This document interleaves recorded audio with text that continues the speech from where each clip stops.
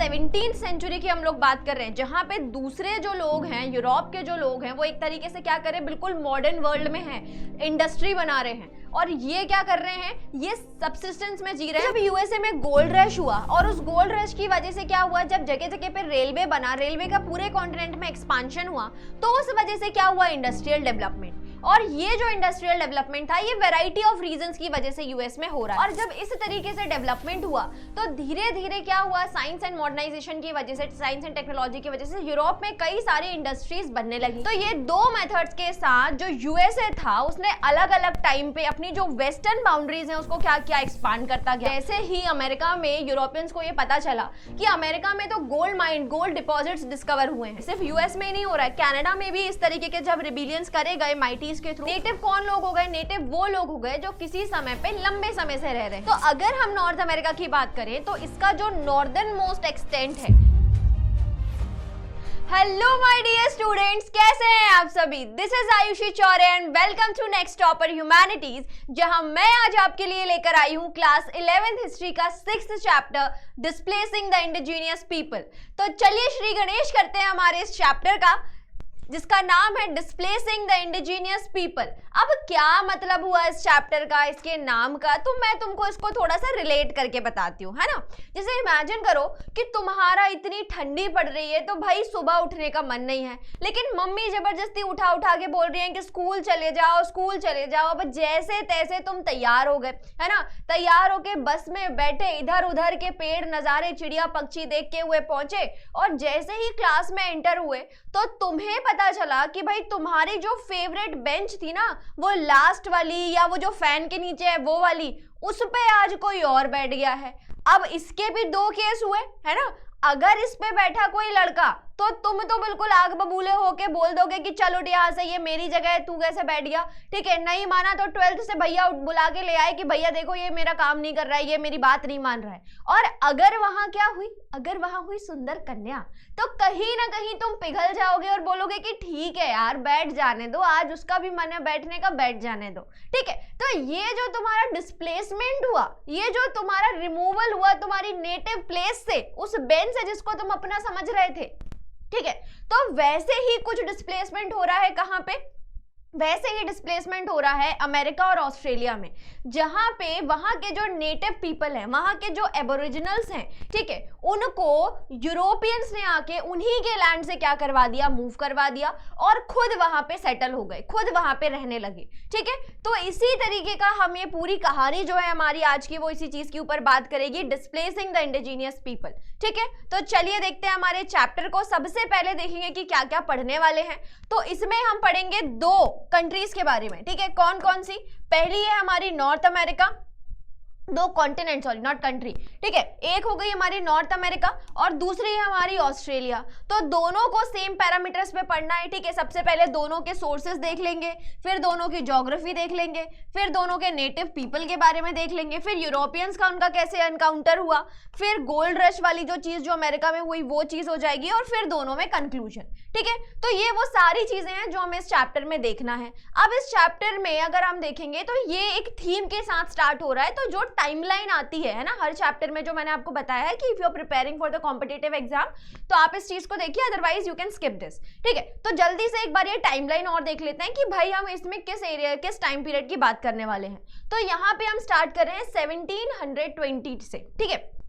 तो 1720 से 1760 के बीच में अलग अलग कॉन्टिनेंट्स में क्या क्या डेवलपमेंट हो रहे हैं वो अपन देखेंगे। तो सबसे पहले देखते हैं अफ्रीका की। तो यहाँ पे जो किंग अगाजा ऑफ डाहोमी है वेस्ट अफ्रीका में, इन्होंने स्लेव ट्रेड को बंद कर दिया, है ना। स्लेव ट्रेड बन गई, और लेकिन बाद में उसको 1740 में क्या कर दिया, रीइंट्रोड्यूस कर दिया, है ना। देखो बेटा, जब हम लोग रेनेसा के बारे में पढ़ रहे थे तो उस टाइम पे हमने क्या देखा था कि उस टाइम पे इंडिविजुअलिज्म की बात हो रही है। हर इंसान जो है वो अपने खुद के पॉलिटिकल राइट्स के बारे में बात कर रहा है, वो अपने आपको किसी ग्रुप का, किसी क्लास का मेंबर नहीं समझ रहा है, वो अपने आप को एज अ इंडिविजुअल कंसिडर कर रहा है। तो अब वही चीज जो है, वही इक्वालिटी जो है, वही इंडिविजुअलिज्म जो है, उसकी वजह से अभी तक इतने सालों से जो लोगों का क्या किया जा रहा था, उनको दबाया जा रहा था स्लेवरी के नाम पे, क्लास डिवीजन के नाम पे। तो उसमें कहीं ना कहीं सोसाइटी में क्या हो रहा है, चेंज हो रहा है, ठीक है। उसके बाद अगर हम बात करें एशिया की, तो एशिया में क्या हुआ हमारा, स्पेशली साउथ एशिया में, तो इंडिया में, है ना, इंडिया में इस टाइम तक हमने देखा था कि ब्रिटिशर्स आ चुके थे मुगल पीरियड के बाद। तो 1757 में यहाँ पे क्या हो रहा है, बैटल ऑफ प्लासी। और वहीं पे अगर हम अमेरिका की बात करें तो यहाँ पे भी स्टैनो स्लेव रिबिलियन हुआ, जिसमें जो लिटरेट स्लेव थे, है ना, led by literate slave Jamie, उनके लीडरशिप में यहाँ पे स्लेवरी के अगेंस्ट में बात हो रही है कि स्लेवरी को खत्म करा जाए। उसके बाद बात करेंगे 1760 से 1800 के बीच में, तो यहाँ पे आपका सबसे फेवरेट फ्रेंच रेवोल्यूशन शुरू हो चुका है 1789 में यूरोप में। एशिया की बात करें तो इंडिया से ओपियम एक्सपोर्ट किया जा रहा है कहां पे, चाइना में, जिसको लेके बाद में क्या होगा, ओपियम रेवोल्यूशन, ठीक है। उसके बाद अमेरिका की बात करें तो अब अमेरिका के वो सारे सेटलर्स जो यूरोप से आए हुए थे, उन्होंने अपनी क्या कर दी, उन्होंने अपनी पेरेंट कंट्री से इंडिपेंडेंस को ग्रांट कर दिया और खुद को United states of America declare कर दिया, और इन्होंने अपने कॉन्स्टिट्यूशन भी बना लिया। देन 1800 से 1870 के बीच में जो स्वेज कैनाल है ना, क्योंकि बीच में क्या आ गया था, मेडिटेरेनियन कोस्ट के पास ओटोमन एम्पायर आ गया था, और उसकी वजह से क्योंकि ट्रेड करना काफी मुश्किल हो गया था, लेकिन बाद में ये पूरा डिस्प्यूट सॉल्व करके स्वेज कैनाल को खोला गया। और इस स्वेज कैनाल की मदद से अब जो एक लंबा डिस्टेंस यूरोपियंस को ट्रैवल करना पड़ता था ईस्ट एशिया कंट्रीज पहुंचने के लिए, एशियन कंट्रीज में पहुंचने के लिए, उसका टाइम एक बहुत तरीके से रिड्यूस हो गया, ठीक है। देन हम लोग बात करेंगे यूरोप की, तो यहाँ पे कई सारे लिबरल एंड सोशलिस्ट मूवमेंट जो है सेवरल अदर यूरोपियन कंट्रीज में इमर्ज हो रहे हैं, जो अपने नेशनलिज्म की बात करेंगे। Then French begin to occupy Indochina, France ने इंडिया और चाइना दोनों जगहों पे क्या किया, टेरिटरीज को ऑक्यूपाई कर लिया। और वहीं पे अगर एशिया की बात करें तो जो लॉर्ड डलहौजी हैं, उन्होंने इंडिया में टेलीग्राफ और रेलवे लेकर आए, और उससे इंडिया का क्या किया, कहीं ना कहीं कंसोलिडेशन करने की कोशिश करी। बट इस कंसोलिडेशन की वजह से कहीं ना कहीं हमारे जो इंडियंस थे वो नाराज हुए, और उस वजह से क्या हुआ, द ग्रेट रिवोल्ट ऑफ 1857, ठीक है। So the great revolt of 1857 हुआ है यहाँ पे। उसके बाद अमेरिका की बात करें तो ट्रेल ऑफ यूएसए हो रहा है, ट्रेल ऑफ टीयर्स हो रहा है यूएसए में, और वहीं पे ऑस्ट्रेलिया में कई सारे ब्रिटेन से प्रिजनर्स को क्या किया जा रहा है, ट्रांसपोर्ट किया जा रहा है, ठीक है। अब दूसरे वाले टाइम में देखते हैं, आगे हम बढ़ेंगे तो 1870 से 1940 के बीच में, ठीक है, क्या हो रहा है, beginning of the scramble for Africa. Europeans ने जो अफ्रीका था उसको बांट बांट के छोटे छोटे टुकड़ों में बांट डाला, है ना। उसके बाद यूरोप जो था उसमें क्या हुआ, फर्स्ट वर्ल्ड वॉर 1914 से 1918 तक, और रशियन रेवोल्यूशन हो रहा है कहाँ पे, यूरोप में 1917 में। एशिया की बात करेंगे, साउथ एशिया में तो हमारा जो इंडियन नेशनल कांग्रेस उसका फॉर्मेशन हो जाएगा 1885 में, और non cooperation movement, civil disobedience movement 1921 1930 में हम लोग यहाँ पे देख रहे हैं।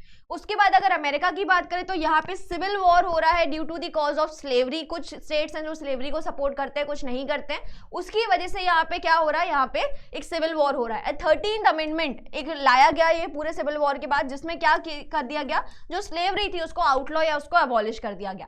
देन ऑस्ट्रेलिया की बात करें तो यहाँ पे भी जो वुमेन्स हैं उनके राइट की बात करी जा रही है, वोटिंग राइट की उनके बात कर रहे हैं।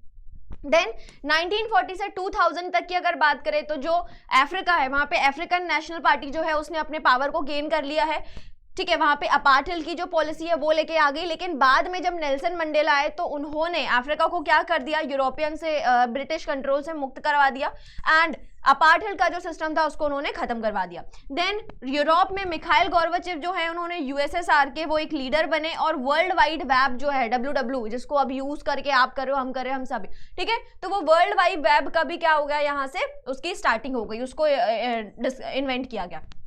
देन एशिया में सेकेंड वर्ल्ड वॉर के बाद जो यूएसए है उन्होंने 1945 में जापान के हिरोशिमा और नागासाकी के ऊपर क्या किया, बॉम्बार्डमेंट किया, एटॉमिक बॉम्बार्डमेंट, ठीक है। और वहीं पे अगर हम चाइना की बात करें तो वहां पे formation of People's Republic of China, ये चाइना की भी पूरी कहानी देखनी है हमें इसी थीम में, ठीक है।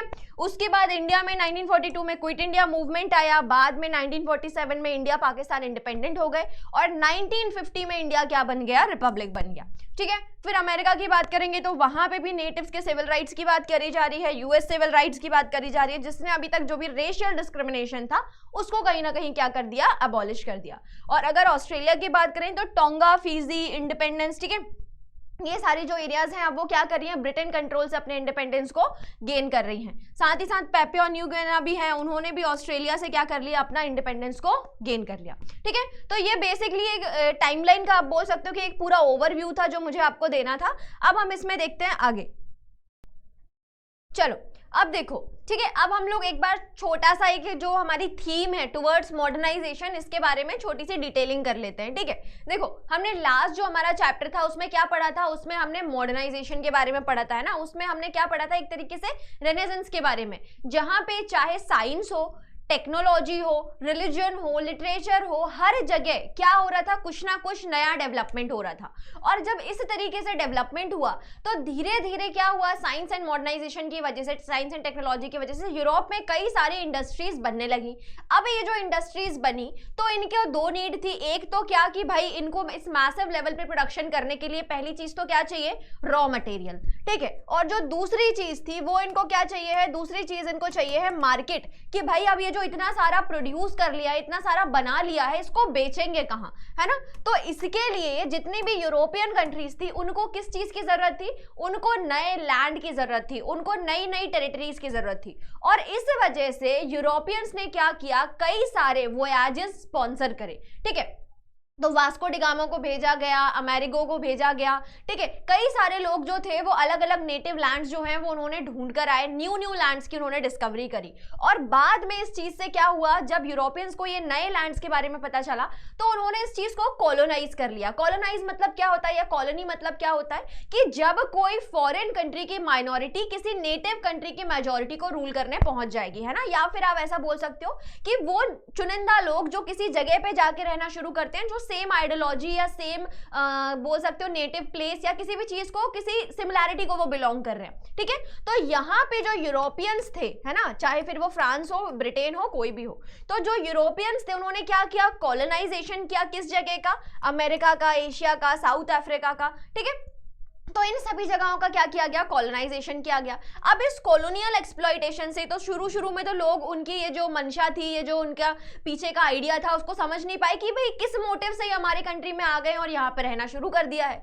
लेकिन धीरे धीरे जब लोगों को इनके बारे में पता चला कि अरे ये तो हमको लूटने आए हैं, तो जब उन्हें इस कॉलोनियल एक्सप्लॉइटेशन के बारे में पता चला तो अब जो नेटिव्स थे उन्होंने क्या शुरू कर दिया, उन्होंने नेशनल मूवमेंट शुरू कर दिया। ठीक है, तो जितनी भी कॉलोनाइज कंट्रीज थी, है ना, चाहे फिर अगर इंडिया की बात करो, चाइना की बात करो, या किसी और भी नेशन की, हम लोग अफ्रीकन नेशंस की बात कर सकते हैं, तो हर जगह पे क्या हो रहा है, नेशनल मूवमेंट हो रहा है। और वो क्या करना चाह रहे हैं, उस कॉलोनियल पावर से अपने आप को फ्री करना चाह रहे हैं। ठीक है, so this lead to the nationalism. Japan, जहां पे हमें नेक्स्ट जो हमारा चैप्टर आएगा उसमें नेशनलिज्म लिखेंगे हम कि जापान और चाइना में कैसे आया। ठीक है, तो धीरे धीरे जितने भी कॉलोनियल नेशंस थे उन्होंने क्या करने लगे, वो धीरे धीरे अपने आप को इंडिपेंडेंट करने शुरू कर दिया। ठीक है, और अब वो क्या बनने लगे हैं, इंडिपेंडेंट नेशंस बनने लगे हैं। तो यही हम क्या बोल रहे हैं कि एक तरीके से हम मॉडर्न वर्ल्ड में यहाँ पे कदम रख रहे हैं, है ना, कि जो मिडीवल वर्ल्ड था, रेनेसेंस के बाद हम, मतलब renaissance is what, that is a kind of a transition period, तो उससे हम अब कहाँ आ चुके हैं, मॉडर्न वर्ल्ड में आ चुके हैं। ठीक है, तो वही पूरी कहानी है कि कैसे यूरोपियंस अपने आप को मॉडर्न समझ के दूसरों को क्या अनसिविलाइज समझ के उनको रूल करने के लिए पहुंच जा रहे हैं। ठीक है, तो वही पूरी कहानी अब हम इसमें देखेंगे। चलो अब और देखते हैं इसमें आगे इंट्रोडक्शन। ठीक है, तो सबसे पहले हम लोग पूरा इस थीम के बारे में पढ़ लिया। अब चैप्टर का एक थोड़ा सा बेसिक इंट्रोडक्शन देख लेते हैं। तो यहाँ पे ये लोग बात कर रहे हैं कि ये जो चैप्टर है ये बेसिकली किस चीज के बारे में बात कर रहा है, ये हिस्ट्री ऑफ द नेटिव्स। ठीक है, कहाँ के नेटिव, अमेरिका और ऑस्ट्रेलिया के नेटिव्स की हिस्ट्रीज को इस चैप्टर में हम डील करेंगे। ठीक है, अब अगर हम बात करें तो 18th सेंचुरी के आसपास, from the 18th century, South America, Central America, North America, South Africa and Australia, New Zealand, ठीक है, ये सारे जो लैंड है ये धीरे धीरे यूरोपियन इमिग्रेंट्स ने क्या कर लिए, वो वहां पे आके बस गए। ठीक है, और बसने के बाद धीरे धीरे क्या किया कि खुद तो वहां रह ही रहे हैं, और जो नेटिव्स वहां रह रहे थे उनको वहां से भगाया और खुद वहां पे क्या हो गए, सेटल होना शुरू हो गए। ठीक है, तो जो जिनका खुद का घर है वहां पे उनको खदेड़ रहे हैं और खुद जाके वहां पे रहना इन्होंने शुरू कर दिया है। अब ये जो यूरोपियन सेटलमेंट्स आए, तो जब ये शुरुआत में अपनी कंट्री से भेजे गए तो इन्होंने अपने आप को क्या बोला, कॉलोनी बोला, है ना, मतलब कि अभी भी हमारा पेरेंट नेशन है उससे कोई ना कोई क्या है, कनेक्शन है। ठीक है, इनकी पेरेंट कंट्री से। लेकिन धीरे धीरे क्या हुआ, धीरे धीरे इन्हें ये लगा कि हमें तो इंडिपेंडेंस चाहिए, हमें अपनी जो पेरेंट कंट्री जिसके थ्रू हम लोग आए हैं, हमें हमारा राजा रानी की सुप्रीमेसी नहीं चाहिए, हम खुद अपने आप में इतने केपेबल है, हमारे खुद के पास इतने पैसा है, इतना रिसोर्सेज है कि हम खुद अपने डिसीजन लेंगे। क्यों हम यूएसए में रह के, क्यों हम अमेरिका में रह के इंग्लैंड या फ्रांस के राजा या रानी से पूछें कि हम यहाँ पे एग्रीकल्चर कर सकते हैं या नहीं, हम यहाँ पे ट्रेड कर सकते हैं क्या नहीं। ठीक है, तो जब ये सारी कॉलोनीज अपनी इंडिपेंडेंस इंडिपेंडेंट कंट्री से, अपनी नेटिव कंट्री से इन्होंने क्या कर दिया, मदर कंट्री से जब इन्होंने इंडिपेंडेंट गेन कर लिया, तो अब ये अपने आप को कॉलोनी नहीं बोल रहे हैं, अब इन्होंने अपने आप को क्या बोला, स्टेट्स या फिर कंट्री। ठीक है, तो यही जो स्टेट्स हैं ये धीरे धीरे बाद में, अगर हम अमेरिका की बात करें तो यही जो स्टेट्स हैं ये बाद में क्या बन गई, कई सारी ऐसी स्टेट्स हैं जो यूनाइटेड होकर यूनाइटेड स्टेट्स ऑफ अमेरिका बन गई, है ना।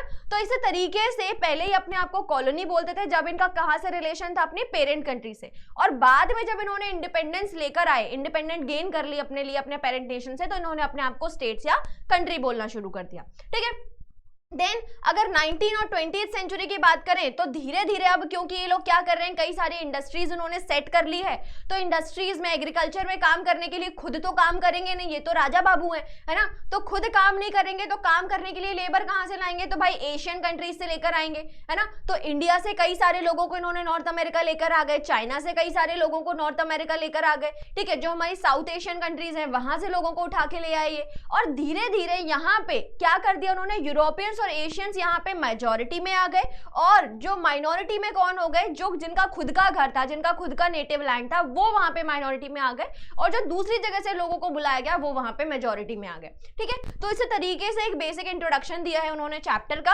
अब हम लोग देखते हैं आगे इसमें सोर्सेस की बात करते हैं। तो भाई हम ये जो पूरा डिस्कशन कर रहे हैं तो इसके सोर्सेस कौन कौन से हैं, है ना। तो देखो सबसे पहले दो तरीके के सोर्सेस है, मैं आपको फर्स्ट चैप्टर में भी मैंने आपको बताया था, एक बार बात करेंगे लिटरेरी सोर्सेस की और एक होंगे हमारे आर्कियोलॉजिकल सोर्सेस। तो अगर लिटरेरी सोर्सेस की बात करें तो 1840 के आसपास, है ना, पहले तो इन लोगों के बारे में यूरोपियंस ने इतना ध्यान ही नहीं दिया, और अगर दिया भी तो इनको क्या बोलते थे, इनको सिर्फ इस तरीके के लोग बोला गया जो एक तरीके से क्या बोल सकते हैं कि जो बहुत हॉस्टाइल लोग हैं, जो बहुत ही मतलब एक तरीके से बर्बर लोग हैं, जिनमें कोई सिविलाइजेशन नहीं है, कुछ तरीका नहीं है रहने वहने का, तो उस तरीके से उन्होंने इनको कैटेगराइज किया। लेकिन बाद में 1840 के आसपास जो अमेरिका के एंथ्रोपोलॉजिस्ट थे, है ना, जो अलग अलग जो एंथ्रोपोलॉजिस्ट थे, उन्होंने अमेरिका में इन लोगों के बारे में रिसर्च करना, पढ़ना लिखना शुरू किया। फिर और अगर दूसरे सोर्सेस की बात करें तो जो वहीं पे रह रहे नेटिव्स थे, क्योंकि उनको सिर्फ बातें करनी आती थी, मतलब आप बोल सकते हो कि सिर्फ उनके पास ओरल कल्चर था, रिटन में कोई मटेरियल नहीं था, तो उनकी खुद की जो ओरल हिस्ट्री थी उसको भी बाद में क्या किया गया, उसको भी कंपाइल किया गया। देन जो historical work, fiction written by the native people, फिर वो लोग अपने खुद के बारे में भी कुछ कुछ कहानियां लिखते थे, कुछ हिस्टोरिकल वर्क है, कुछ फिक्शन वर्क है, तो उस तरीके से भी क्या हुआ, कुछ हिस्टोरिकल सोर्सेस हमें उनके बारे में मिल जाएंगे। और ऑस्ट्रेलिया की बात करें तो वहां पे एक और बुक है, व्हाई वरंट वी टोल्ड, जिसमें किसके बारे में बात करी गई है, ऑस्ट्रेलिया के नेटिव्स के बारे में बात करी। देन अगर आर्कियोलॉजिकल सोर्सेस की बात करें तो आर्कियोलॉजिकल सोर्सेस में क्या है कि भाई जो गैलरी एंड म्यूजियम्स हैं, वो एक पर्टिकुलर अमेरिका में ऐसी म्यूजियम्स और गैलरीज बनाई है जो नेटिव आर्ट को कहीं ना कहीं फोकस करके बनाई गई हैं। उसके साथ साथ ऐसे कई सारे स्पेशल म्यूजियम्स भी हैं जो हमें नेटिव्स के बारे में बताते हैं। ठीक है, जो एबोरिजिनल वेज ऑफ लाइफ, किस तरीके से वहां पे नेटिव रहते थे, उनके बारे में यहाँ पे बताया गया है। साथ ही साथ new national museum of the American Indians, ठीक है, अमेरिकन इंडियंस के बारे को लेकर भी, उन्हीं के आर्ट को फोकस करके भी क्या किया गया है, एक म्यूजियम बनाया गया है यूएसए में। ठीक है, और जहाँ पे जो क्यूरेटेड, मतलब पूरा मैनेज भी किनके थ्रू किया जाता है, अमेरिकन इंडियंस के बारे में। जैसे अगर मैं इसको आपका एक और अच्छा एग्जाम्पल दूं तो हमारे यहाँ भोपाल में ना एक ट्राइबल म्यूजियम है ना, तो वो जो ट्राइबल म्यूजियम है वो क्या करता है कि भाई मध्य प्रदेश की जो जनजातियां हैं उनके पूरे कल्चर को वहां पे डिस्प्ले किया जाता है, और वही जो ट्राइब्स हैं वही उसमें क्या करती हैं, काम करती हैं और उसमें उसको मैनेज करती हैं। तो इस तरीके के जो म्यूजियम है जिसमें क्या किया जाता है कि भाई जो नेटिव्स हैं वही तो बता पाएंगे ना अपने आर्ट को बहुत अच्छे तरीके से। अगर आपने म्यूजियम बना दिया और उसमें किसी और को लगा दिया तो वो तो कभी उनके कल्चर ट्रेडिशंस को समझ ही नहीं पाएगा। ठीक है, तो इस तरीके से उन्होंने क्या किया, सोर्सेस की बात करी। तो literary sources and archaeological sources, ये हमें किसके बारे में बता रहे हैं, natives of American and Australians के बारे में। ठीक है, चलो अब यूरोपियन इंपीरियलिज्म की बात करते हैं कि भाई यूरोपियंस ने कैसे कैसे अपने इंपीरियलिज्म को बढ़ाया। What is imperialism? मैंने आपको सेकंड चैप्टर में एक कंसेप्ट बताया था एम्पायर का, है ना। एम्पायर से ही वर्ड एक आगे जाके बनता है इंपीरियलिज्म। एम्पायर का क्या मतलब था बेटा, कि वो नेशंस जो अपने साथ साथ कई सारे फॉरेन कंट्रीज को रूल करते हैं ना, मल्टीपल कंट्रीज में रूल करते हैं, उनको हमने एम्पायर बोला। तो इसी तरीके से अब जो यूरोपियन कंट्रीज हैं वो भी क्या कर रही हैं, कई सारी फॉरेन कंट्रीज में अपने रूल को एक्सपैंड कर रही हैं। तो यहाँ पे 17th सेंचुरी के आसपास पहले अगर देखा जाए तो सबसे पहले जो स्पेन और पोर्टुगल था उन्होंने अपने इंपीरियलिज्म को बढ़ाया, ठीक है। जो अमेरिगो हुए, जो वास्को डी गामा हुए, ये कहाँ से थे? अमेरिगो स्पेन से थे और जो वास्को डी गामा थे वो पोर्टुगल से थे। तो उन्हीं के जो प्रिंस थे वो क्या करते थे, इस तरीके के वोयाजेस को स्पॉन्सर करते थे और इन लोगों ने क्या किया, जगह जगह जाके नए नए लैंड्स की डिस्कवरीज करी, ठीक है।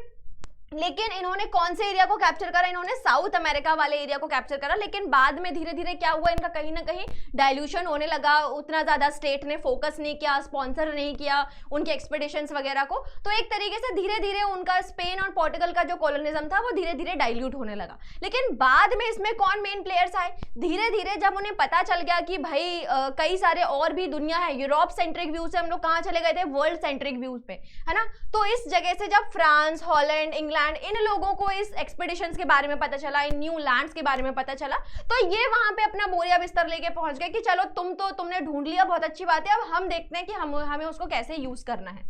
तो फ्रांस और इंग्लैंड, हॉलैंड वाले लोग कौन होते हैं, डच हो गए, ठीक है। तो यहाँ पे ये सारे जो लोग हैं ये अलग अलग, ये सारे है ना, अमेरिका में, ऑस्ट्रेलिया में, इन्होंने अपनी ट्रेडिंग एक्टिविटीज को स्टार्ट किया और वहां पे जाके क्या किया, वहां पे अपनी कॉलोनीज को स्टैब्लिश कर लिया।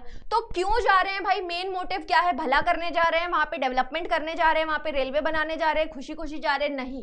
क्या मोटिव है जाने का, प्रॉफिट कमाना, है ना। कि सिर्फ और सिर्फ क्योंकि वहां की जो वेल्थ थी वो उनको क्या कर रही थी, अट्रैक्ट कर रही थी, वहां के नेचुरल रिसोर्सेज उनको अट्रैक्ट कर रहे थे। वहां का एक तरीके से जो लैंड पड़ा हुआ है, जो एक आप बोल सकते हो उनकी नजर में कहीं ना कहीं फ्यूटाइल लैंड है, उसको वो कहीं ना कहीं यूज करने के लिए जा रहे थे, फॉरेस्ट काट के एग्रीकल्चर करने के लिए जा रहे थे, ठीक है। तो ये जो मोटिव ऑफ प्रॉफिट था, यही सारे यूरोपियन नेशंस को इन कंट्रीज की तरफ क्या किया, उसने अट्रैक्ट किया और इस वजह से मैसिव लेवल पे एक लार्ज नंबर में ये सारे के सारे क्या कर रहे हैं, इन कंट्रीज में मूव कर रहे हैं, इन कॉन्टिनेंट्स में मूव कर रहे हैं, ठीक है। अगर देखा जाए तो आयरलैंड भी क्या है, एक तरीके से कॉलोनी ऑफ इंग्लैंड है, क्योंकि वहां पे मोस्टली जो लैंड ओनर्स थे वो कौन से थे, वो इंग्लिश लैंड ओनर्स थे, ठीक है। चलो अब इसमें और देखते हैं आगे। हाँ, इस तरीके से उन्होंने क्या किया, इस तरीके से उन्होंने जो पूरा वर्ल्ड था उसको ऐसे छुरी कांटा लेके बैठ गए और उसको काटने के लिए कि आधा तेरा आधा मेरा, ये इसका, ये एक स्पेन का होगा, एक पोर्टुगल का होगा, और आपस में ये इसको बांटना शुरू कर देते हैं, है ना। एक तेरा एक मेरा वाला सिस्टम जो है इनका वो यहाँ पे शुरू हो गया, ठीक है। चलो अब इसके बाद हम लोग देखते हैं कि ये जो यूरोपियन इंपीरियलिज्म है, इन्होंने जब अलग अलग कंट्रीज को क्या किया, ऑक्यूपाई किया, तो सभी को एक तरीके से रूल नहीं किया, सबके लिए उन्होंने क्या किया, अलग अलग नेचर ऑफ कंट्रोल जो था उन्होंने यूज किया, ठीक है। तो अगर हम बात करें कहाँ की, साउथ एशिया वाले पार्ट की, तो यहाँ पे ये क्या बन के आए, एज अ ट्रेडिंग कंपनी बनकर आए और उनके जो पॉलिटिकल पावर्स थे, है ना, जैसे सब्सिडरी अलायंस के थ्रू, डॉक्ट्राइन ऑफ लैप्स के थ्रू, उन्होंने इनके जो पॉलिटिकल पावर्स थे उसको ले लिया, ठीक है। और जो लोकल रूलर्स थे उनको क्या कर दिया, डिफीट करके एक तरीके से उनकी टेरिटरीज को एनेक्स कर लिया। बाद में उन्होंने जो ओल्डर एडमिनिस्ट्रेटिव सिस्टम था, मतलब जो उनका टैक्सेशन का सिस्टम था, है ना, जमींदार के थ्रू जिस तरीके से टैक्सेशन होता था, वही सिस्टम को उन्होंने फॉलो किया, ठीक है। और क्या किया, टैक्सेस को वहां पे लैंड ओनर्स को कलेक्ट किया, साथ ही साथ उन्होंने रेलवे को वहां पे बनाया जिससे क्या हो सके, उनका ट्रेड इजी कर दे, है ना। तुम्हारे ट्रैवल करने के लिए नहीं बनाया उन्होंने कि चलो तुम बढ़िया टिकट कटा के और शिमला मनाली घूम के आओगे, नहीं नहीं, उन्होंने अपने ट्रेड के लिए उस रेलवे का यूज किया था, ठीक है। Then they also excavated mine and established big plantations. कई सारी माइंस को उन्होंने एक्सकावेट किया, हमारे नेचुरल रिसोर्सेज को यूज करा और साथ ही साथ क्या किया, बड़े बड़े प्लांटेशंस बनवाए, टी गार्डन बनवाए, कॉफी गार्डन बनवाए, ओपियम के गार्डन बनवाए, है ना, और किस चीज का, नील की खेती करवाई, इंडिगो फार्मिंग करवाई। तो ये सारे प्लांटेशंस को उन्होंने क्या किया, इंडिया में स्टार्ट किया, साउथ एशिया में स्पेशली।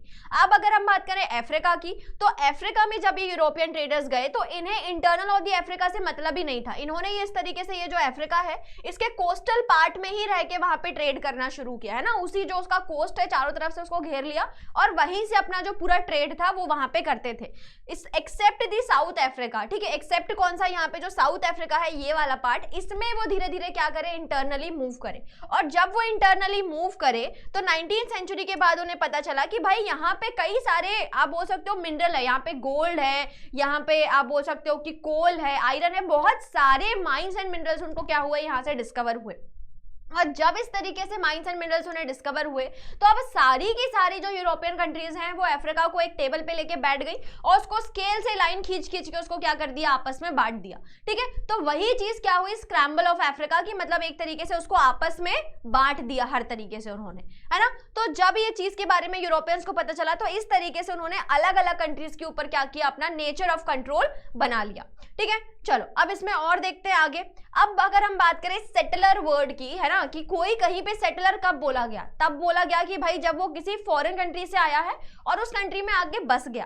तो सेटलर वर्ड जो है वो अलग अलग लोग अलग अलग कंट्री में अपने फॉरेन जो फॉरेनर रूल वहां पे आया है उसके लिए यूज करते थे। ठीक है, तो अगर हम बात करें कहा कि अगर हम साउथ अफ्रीका की बात करें तो साउथ अफ्रीका में किसको सेटलर बोला गया है, साउथ अफ्रीका में डच को सेटलर बोला गया है। ठीक है, वहीं पे अगर हम बात करें किसकी, आयरलैंड, न्यूजीलैंड और ऑस्ट्रेलिया की, तो वहां पे किसको सेटलर बोला गया है, ब्रिटिश को, क्योंकि वो वहां पे आए एज अ फॉरेन पावर और वहां पे उन्होंने रूल करना शुरू किया।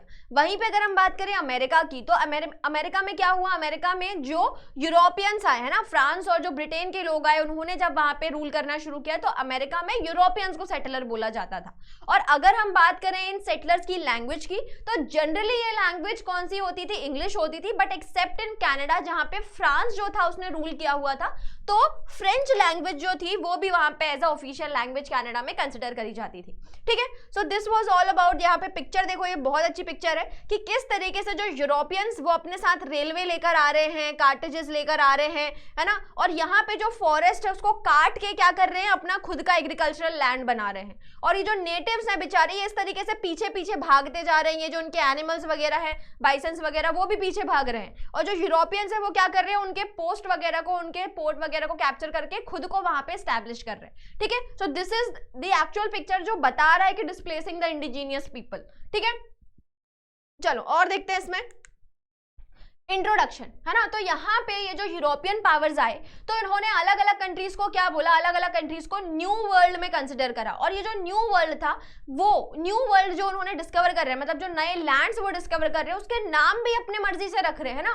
जो पुराना नाम है उससे उनको कोई मतलब नहीं है, खुद जाके उस कंट्री का अपने तरीके से नाम रख दिया, है ना। जैसे इंडिया का नाम भी उन्होंने अपनी मर्जी से रख दिया। पहले हम लोग क्या बोलते थे, हिंदुस्तान बोलते थे, लेकिन उन्होंने आके क्या कर दिया, हमारा नाम इंडिया कर दिया, है ना। तो वैसे ही जो और दूसरे कॉन्टिनेंट से जब उन्होंने वहां पे भी रूल करना शुरू किया तो अपने हिसाब से उन नई कंट्रीज का और न्यू वर्ल्ड का उन्होंने एक तरीके से नाम रखना शुरू कर दिया, नेमिंग शुरू कर दी। ठीक है, तो अमेरिका का नाम अमेरिका क्यों पड़ा, क्योंकि ये जो एक यूरोपियन थे, है ना, अमेरिको वेस्पुची, जो कहाँ के थे, स्पेन के, जब उन्होंने इस चीज को डिस्कवर करी और उन्होंने जो अपना एक रिपोर्ट बनाई उसको जब पब्लिश किया तो उसमें उन्होंने इस लैंड का क्या नाम दिया, अमेरिका, और वहीं से इसका नाम क्या हो गया, अमेरिका हो गया, उस कॉन्टिनेंट का नाम।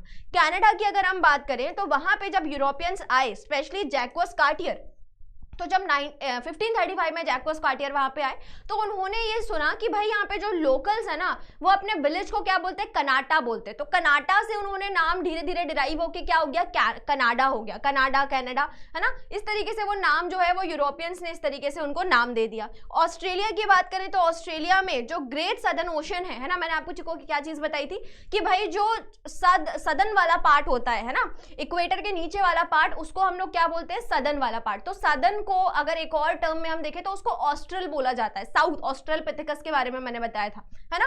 तो वो जो साउथ वाला पार्ट है वहां पे एक लैंड डिस्कवर हुआ, वहां पे एक लैंड मिला उन्हें, तो उस लैंड का उन्होंने क्या नाम कर दिया, साउथ लैंड या फिर ऑस्ट्रेलिया, है ना।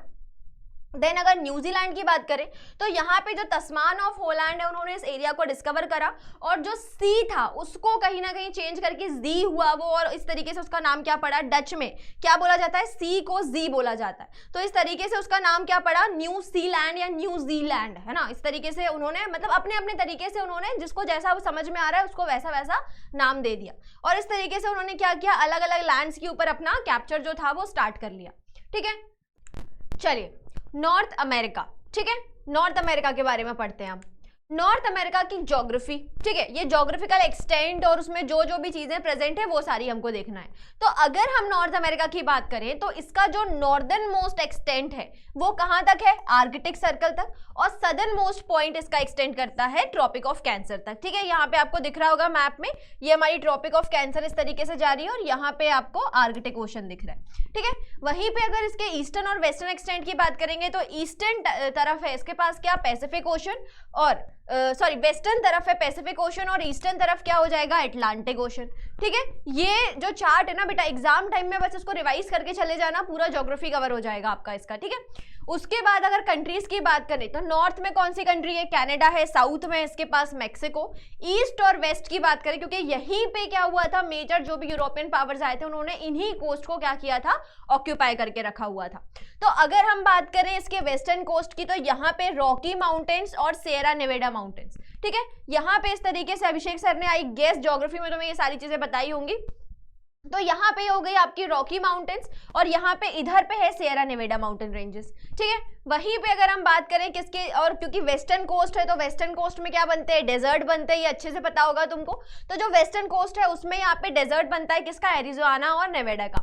वहीं पे अगर हम ईस्टर्न एरिया की बात करें तो ईस्टर्न तरफ इसके पास कई सारे ग्रेट प्लेन्स एंड लेक्स हैं। ठीक है, तो यहाँ पे लेक्स मिल जाएंगे आपको, मिसिसिपी रिवर का लेक मिल जाएगा, हुरियन लेक, सुपीरियर लेक, बहुत सारे लेक्स हैं इसमें। ठीक है, उसके बाद वैली है मिसिसिपी रिवर की और ओहियो रिवर की, और साथ ही साथ क्या है यहाँ पे एप्लांशियन माउंटेन। ठीक है, तो ये एक ऐसा कॉन्टिनेंट आप जिसको बोल सकते हो जिसमें कई सारे वेराइटी ऑफ ज्योग्राफिकल फीचर्स हैं, और इन ज्योग्राफिकल फीचर्स की वजह से जो नॉर्थ अमेरिका है वहां पे कई सारे क्या थे नेचुरल रिसोर्सेज थे, और उन्हीं नेचुरल रिसोर्सेज के बेसिस पे जो यूरोपियंस आए उन्होंने उनको यूटिलाइज किया, उनको एक्सप्लॉइट करा और क्या करी अलग अलग इंडस्ट्रीज को सेट किया हुआ है उन्होंने। ठीक है, तो अगर हम इकोनॉमी की बात करें तो पहले तो कनाडा का जो मोस्ट ऑफ द पार्ट था वो फॉरेस्ट से बना हुआ था, वहां पे फॉरेस्ट ज्यादा थे, लेकिन बाद में यहाँ पे यूरोपियंस ने आने के बाद कई सारी इंडस्ट्रीज डेवलप कर ली। इकोनॉमी जो थी इन्हें कई सारे रिसोर्सेज मिले, किस चीज के, ऑयल के, गैस के, मिनरल रिसोर्सेज, एग्रीकल्चर ये लोग कौन सा करते थे, व्हीट एंड कॉर्न, है ना, अमेरिकन कॉर्न सुनते हैं ना हम लोग, अमेरिकन कॉर्न खाते हैं बढ़िया मजे से। ठीक है, तो अमेरिकन जो कॉर्न आया है बेसिकली इसी कॉन्टिनेंट से आया हुआ है, तो व्हीट, कॉर्न, फ्रूट ये सारी चीजें, और फिशिंग इंडस्ट्री जो है यहाँ पे वो one of the major industry थी। ठीक है, तो कोल्ड करंट, हॉट करंट और वो सारी चीजें उन सब की वजह से फिशिंग बढ़िया होती थी इन लोगों के यहाँ पे, और इस तरीके से ये क्या है उनकी पूरी ज्योग्राफी। ठीक है, चलो अब आगे देखते हैं, नेटिव पीपल के बारे में देख लेते हैं कि भाई जो लोग यहाँ पे रह रहे थे उनकी जिंदगी कैसे थी यहाँ पे। ठीक है, तो पहले नेटिव का मतलब समझते हैं। नेटिव कौन लोग हो गए, नेटिव वो लोग हो गए जो किसी समय पे लंबे समय से रह रहे हैं। ठीक है, so they are the person who born in the place where he and she lives in, है ना, कि वहीं पे उनका जन्म हुआ है और वहां पे लंबे समय से वो रह रहे हैं, उन लोगों को हम लोग क्या बोलते हैं नेटिव, है ना। जैसे मैं जो हूं तो भाई मेरा बर्थ भी इंडिया में हुआ है और मैं यहाँ पे पिछले जितने भी साल, अब मेरी उम्र तो मैं नहीं बताऊंगी, तो जितने साल हो गए हैं उतने पूरे सालों में मैं इंडिया में ही रही हूँ, so I am the native citizen of India. ठीक है, अब इसमें आगे देखते हैं तो भाई ह्यूमन का क्या क्या डेवलपमेंट हो रहा है, यहाँ पे कॉन्टिनेंट हम लोग देख रहे हैं। ठीक है, तो यहाँ पे अर्लीस्ट इनहेबिटेंट्स जो है, मतलब सबसे पहले रहने वाले जो लोग थे वो यहाँ पे आए थे नॉर्थ अमेरिका में। कहाँ से आए थे, एशिया से, 30,000 ईयर्स अगो, है ना, मतलब 30,000 साल पहले एशिया से लोग कहाँ आए थे, अमेरिका में आए थे। तो कैसे आए थे, फ्लाइट से आए थे क्या, नहीं, फ्लाइट से नहीं आए थे। कैसे आए थे, ये देखो यहाँ पे ये हमारा एशिया वाला पार्ट है, ये सॉरी ये एशिया है, स्पेशली रशिया वाला पार्ट, और ये क्या हो गया, ये अमेरिका वाला पार्ट हो गया, है ना, यूएसए ही आता है वो। ठीक है, तो देखो यहाँ पे ये एशिया हो गया, ये अमेरिका हो गया। तो उस टाइम पे क्या था, उस टाइम पे आप बोल सकते हो फ्रीजिंग जोन था, तो उस वजह से साइबेरिया से कई सारे लोग इस तरीके से, जो बेरिंग चैनल था, जो बेरिंग स्टेट थी, उससे मूव करके कहाँ आ गए, अलास्का, है ना, ये छोटे वाले मैप में दिख रहा होगा इस तरीके से। ठीक है, तो इस तरीके से लोग एशिया से कहाँ आ गए थे, अमेरिका की तरफ आ गए, और यहाँ पे इस बेरिंग स्टेट को क्रॉस करने के बाद यहाँ 30,000 साल से ये सारे लोग यहाँ पे रह रहे हैं। ठीक है, इसीलिए जो थोड़ा एक इंडियन पर्सपेक्टिव दिखता है ना, इंडियन वगैरह, वो मतलब जीन्स वगैरह वो सारा यहीं से आया है। ठीक है, उसके बाद 10,000 ईयर्स के अगो, है ना, ये यहाँ से यहाँ पे आए अलास्का में, और फिर धीरे धीरे ये अंदर की तरफ इस तरीके से क्या करने लगे, मूव करने लगे। फिर 11,000 के अप्रॉक्स हमें यहाँ पे कई सारे उनके आर्टिफैक्ट्स मिले हैं, तो उनसे जो सबसे इंपॉर्टेंट पॉइंट्स है वो क्या मिला हुआ है, उनका एरो पॉइंट, है ना, जिस तरीके का वो बो एंड एरो में एरो यूज करते होंगे for the purpose of hunting, तो वो एरो मिला हुआ है हमें यहाँ से 11,000 ईयर्स अगो। 5,000 साल के बाद यहाँ पे जो क्लाइमेट था वो आप बोल सकते हो कि वार्म हुआ, है ना, वार्म क्लाइमेट हुआ, तो एक तरीके से स्टेबल क्लाइमेटिक कंडीशन आ गई, और बहुत सारे जो लोग हैं अब यहाँ पे सेटल होकर लंबे समय तक रहना शुरू कर दिया इन्होंने। ठीक है, तो जब क्लाइमेट स्टेबल हुआ तो अब ये लोग मूव नहीं कर रहे हैं, वैंडरर वगैरह की लाइफस्टाइल नहीं कर रहे हैं, कहीं पे सेटल होकर बढ़िया तरीके से अपना जीवन यापन जो है वो यहाँ पे कर रहे हैं। ठीक है, तो अभी ये किसकी बात कर रहे हैं हम लोग, यहाँ पे अमेरिका की पहली सिचुएशन क्या थी, किस तरीके से अमेरिका में लोगों ने रहना वहना शुरू किया है। ठीक है, चलो अब और देखते हैं इसमें। इस तरीके से लोग थे ये नेटिव अमेरिकन। अब कैसे रहते थे? तो भैया ये झुंड में रहते थे, एक तरीके से बैंड्स में, दे लिव्स इन द बैंड्स, ठीक है। और अपने जो गांव थे वो कहाँ बनाते थे? रिवर वैली के पास में। ये चीज मैं आपको बहुत अच्छे से बता चुकी हूँ कि क्यों बनाते थे रिवर वैलीज के पास में। तो ये सारे लोग अपने जितने भी गांव वगैरह थे वो नदियों के किनारे बना लेते थे। अमेरिका में बहुत सारी नदियां हैं और वहां पे ग्रुप बना के इस तरीके से रहा करते थे। उसके बाद फूड की अगर बात करें तो ये फिश और मीट को क्या करते थे, क्योंकि कोस्टल एरिया था तो बढ़िया से फिशिंग विशिंग करते थे और खाते थे। नदियों में भी इनको अच्छी खासी मछलियां मिल जाती थी। मीट खाया करते थे। तो किस जानवर का? तो जनरली हाँ मीट वाला देखते हैं। उसके बाद साथ साथ और क्या करते थे? कल्टीवेशन करते थे वेजिटेबल्स का और मेज का, कॉर्न वगैरह उगाते थे। वहीं पे अब जब इनको सर्च करनी होती थी मीट की तो ये वाइल्ड बफेलो, बिसन्स है ना, इन सब की क्या करती थी, बाइसन्स वगैरह की ये लोग हंटिंग करते थे। तो पहले तो ये पैदल लॉन्ग जर्नी अपनी कवर करते थे, लेकिन बाद में 17वीं सेंचुरी पे जब स्पेनिश सेटलर्स ने क्या लेकर आए इनके लिए, हॉर्सेस लेकर आए। तो अब उन हॉर्स की हेल्प से ये लोग क्या कर सकते थे, उस हॉर्स की हेल्प से ये लोग अपनी हंटिंग के लिए लंबे दूरी तक ये लोग जा सकते थे। देन सबसे इंपॉर्टेंट जो पार्ट है इनका वो है सबसिस्टेंस इकोनॉमी, है ना, कि मतलब आप ये सोचो कि 17वीं सेंचुरी की हम लोग बात कर रहे हैं जहां पे दूसरे जो लोग हैं, यूरोप के जो लोग हैं, वो एक तरीके से क्या करें, बिल्कुल मॉडर्न वर्ल्ड में हैं, इंडस्ट्री बना रहे हैं और ये क्या कर रहे हैं, ये सबसिस्टेंस में जी रहे हैं। मतलब कि हमें नेचर से कुछ बहुत ज्यादा नहीं चाहिए, नेचर से उतना ही लेना है जितनी हमारी नीड है ना। तो उतना ही प्रोड्यूस करो जितना हमें, जितना कि आप खा सको। कुछ भी ऐसा सरप्लस स्टोर करके नहीं रखना है ना, कि भाई आज ज्यादा एग्रीकल्चर करके इकट्ठे 2-4 बोरे गेहूं भर के रख लिए, अगले साल उसको यूज करेंगे, नहीं नहीं, इतना नहीं, ठीक है। प्लांट से उतना ही प्रोड्यूस लेना है जितना कि आप खा सको, बाकी का उसमें लगा रहने दो। जानवरों को भी उतनी ही हंटिंग करो जितना कि आपको जरूरत हो, ठीक है। तो एक्सेसिव लेवल पे इन्होंने नेचर को एक्सप्लॉइट नहीं किया हुआ है, ठीक है। So there was no extensive agriculture, जिसका मतलब क्या हुआ कि कोई इनके पास सरप्लस वगैरह नहीं हुआ करता था। इस तरीके से जाते थे, बढ़िया पूरी फैमिली जाती थी, है ना, ये पापा हो गए, ये मम्मी हो गई, ये दोनों बच्चे हो गए, है ना, बढ़िया तरीके से, ये ताऊजी आऊजी चाचा जी कोई भी समझ लो। तो ये लोग बढ़िया तरीके से जाते थे अपनी हंटिंग वगैरह करके, जितना फैमिली के लिए नीड है उतना एनिमल को मतलब मार के, हंट करके और ले आके और खा लेते थे, ठीक है। चलो अब इनका पॉलिटिकल सिस्टम कैसा था नेटिव्स का? तो ये लोग बड़े बड़े किंगडम नहीं बनाए, क्योंकि सीधी सी बात है कि भाई सबसिस्टेंस है तो सरप्लस है ही नहीं, तो किंगडम का तो कोई रोल ही नहीं आया, टेरिटरी की तो इतनी जरूरत ही नहीं हुई, है ना।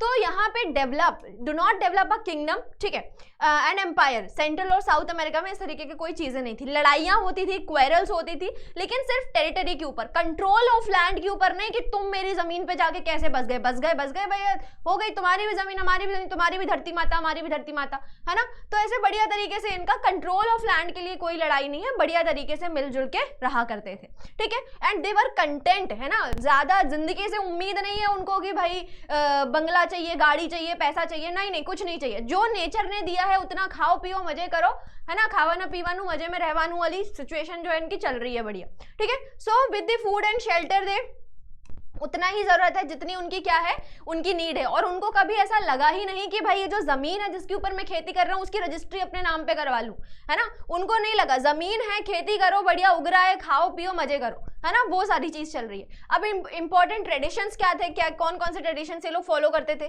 तो फॉर्मल अलायंस और फ्रेंडशिप, एक ट्राइब के जो लोग थे वो दूसरे ट्राइब के लोगों से मिलजुल के रहा करते थे, फ्रेंडशिप से रहते थे और आपस में गिफ्ट को एक्सचेंज करते थे, है ना। जैसे फॉर एग्जाम्पल अगर एक ट्राइब जो है वो हनी कलेक्ट करके लेकर आ रही है और एक ट्राइब जो है वो एनिमल्स को किल करके उनका मीट लेकर आ रही है, तो दोनों आपस में खुशी खुशी क्या कर लेंगे, उस चीज को एक्सचेंज कर लेंगे, है ना।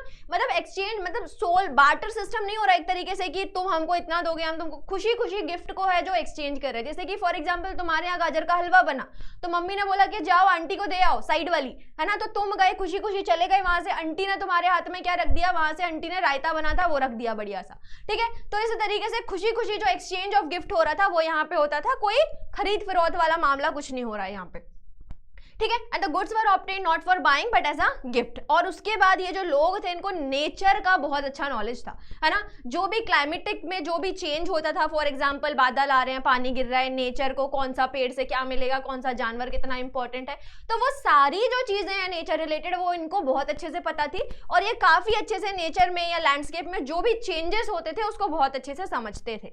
लैंग्वेज की अगर हम लोग बात करें तो अराउंड 750 कुछ लैंग्वेजेस, अगर एक डेटा के अकॉर्डिंग मैंने पढ़ा हुआ था कि 750 या और ज्यादा ही उससे लैंग्वेजेस ये लोग बोला करते थे, लेकिन क्योंकि पढ़ाई लिखाई में इनका ज्यादा वो कुछ था नहीं, इंटरेस्ट ना ही ये पढ़ते लिखते थे, तो सारी जो कल्चर था इनका वो ओरल कल्चर हुआ है ना, मतलब सिर्फ बोला करते थे, कोई स्क्रिप्ट नहीं थी, कोई रिटन फॉर्म नहीं था इनका। ठीक, तो पूरे जो नॉर्थ अमेरिका में वो सारी जो लैंग्वेज थी वो ओरल फॉर्म में ये लोग यूज कर रहे हैं।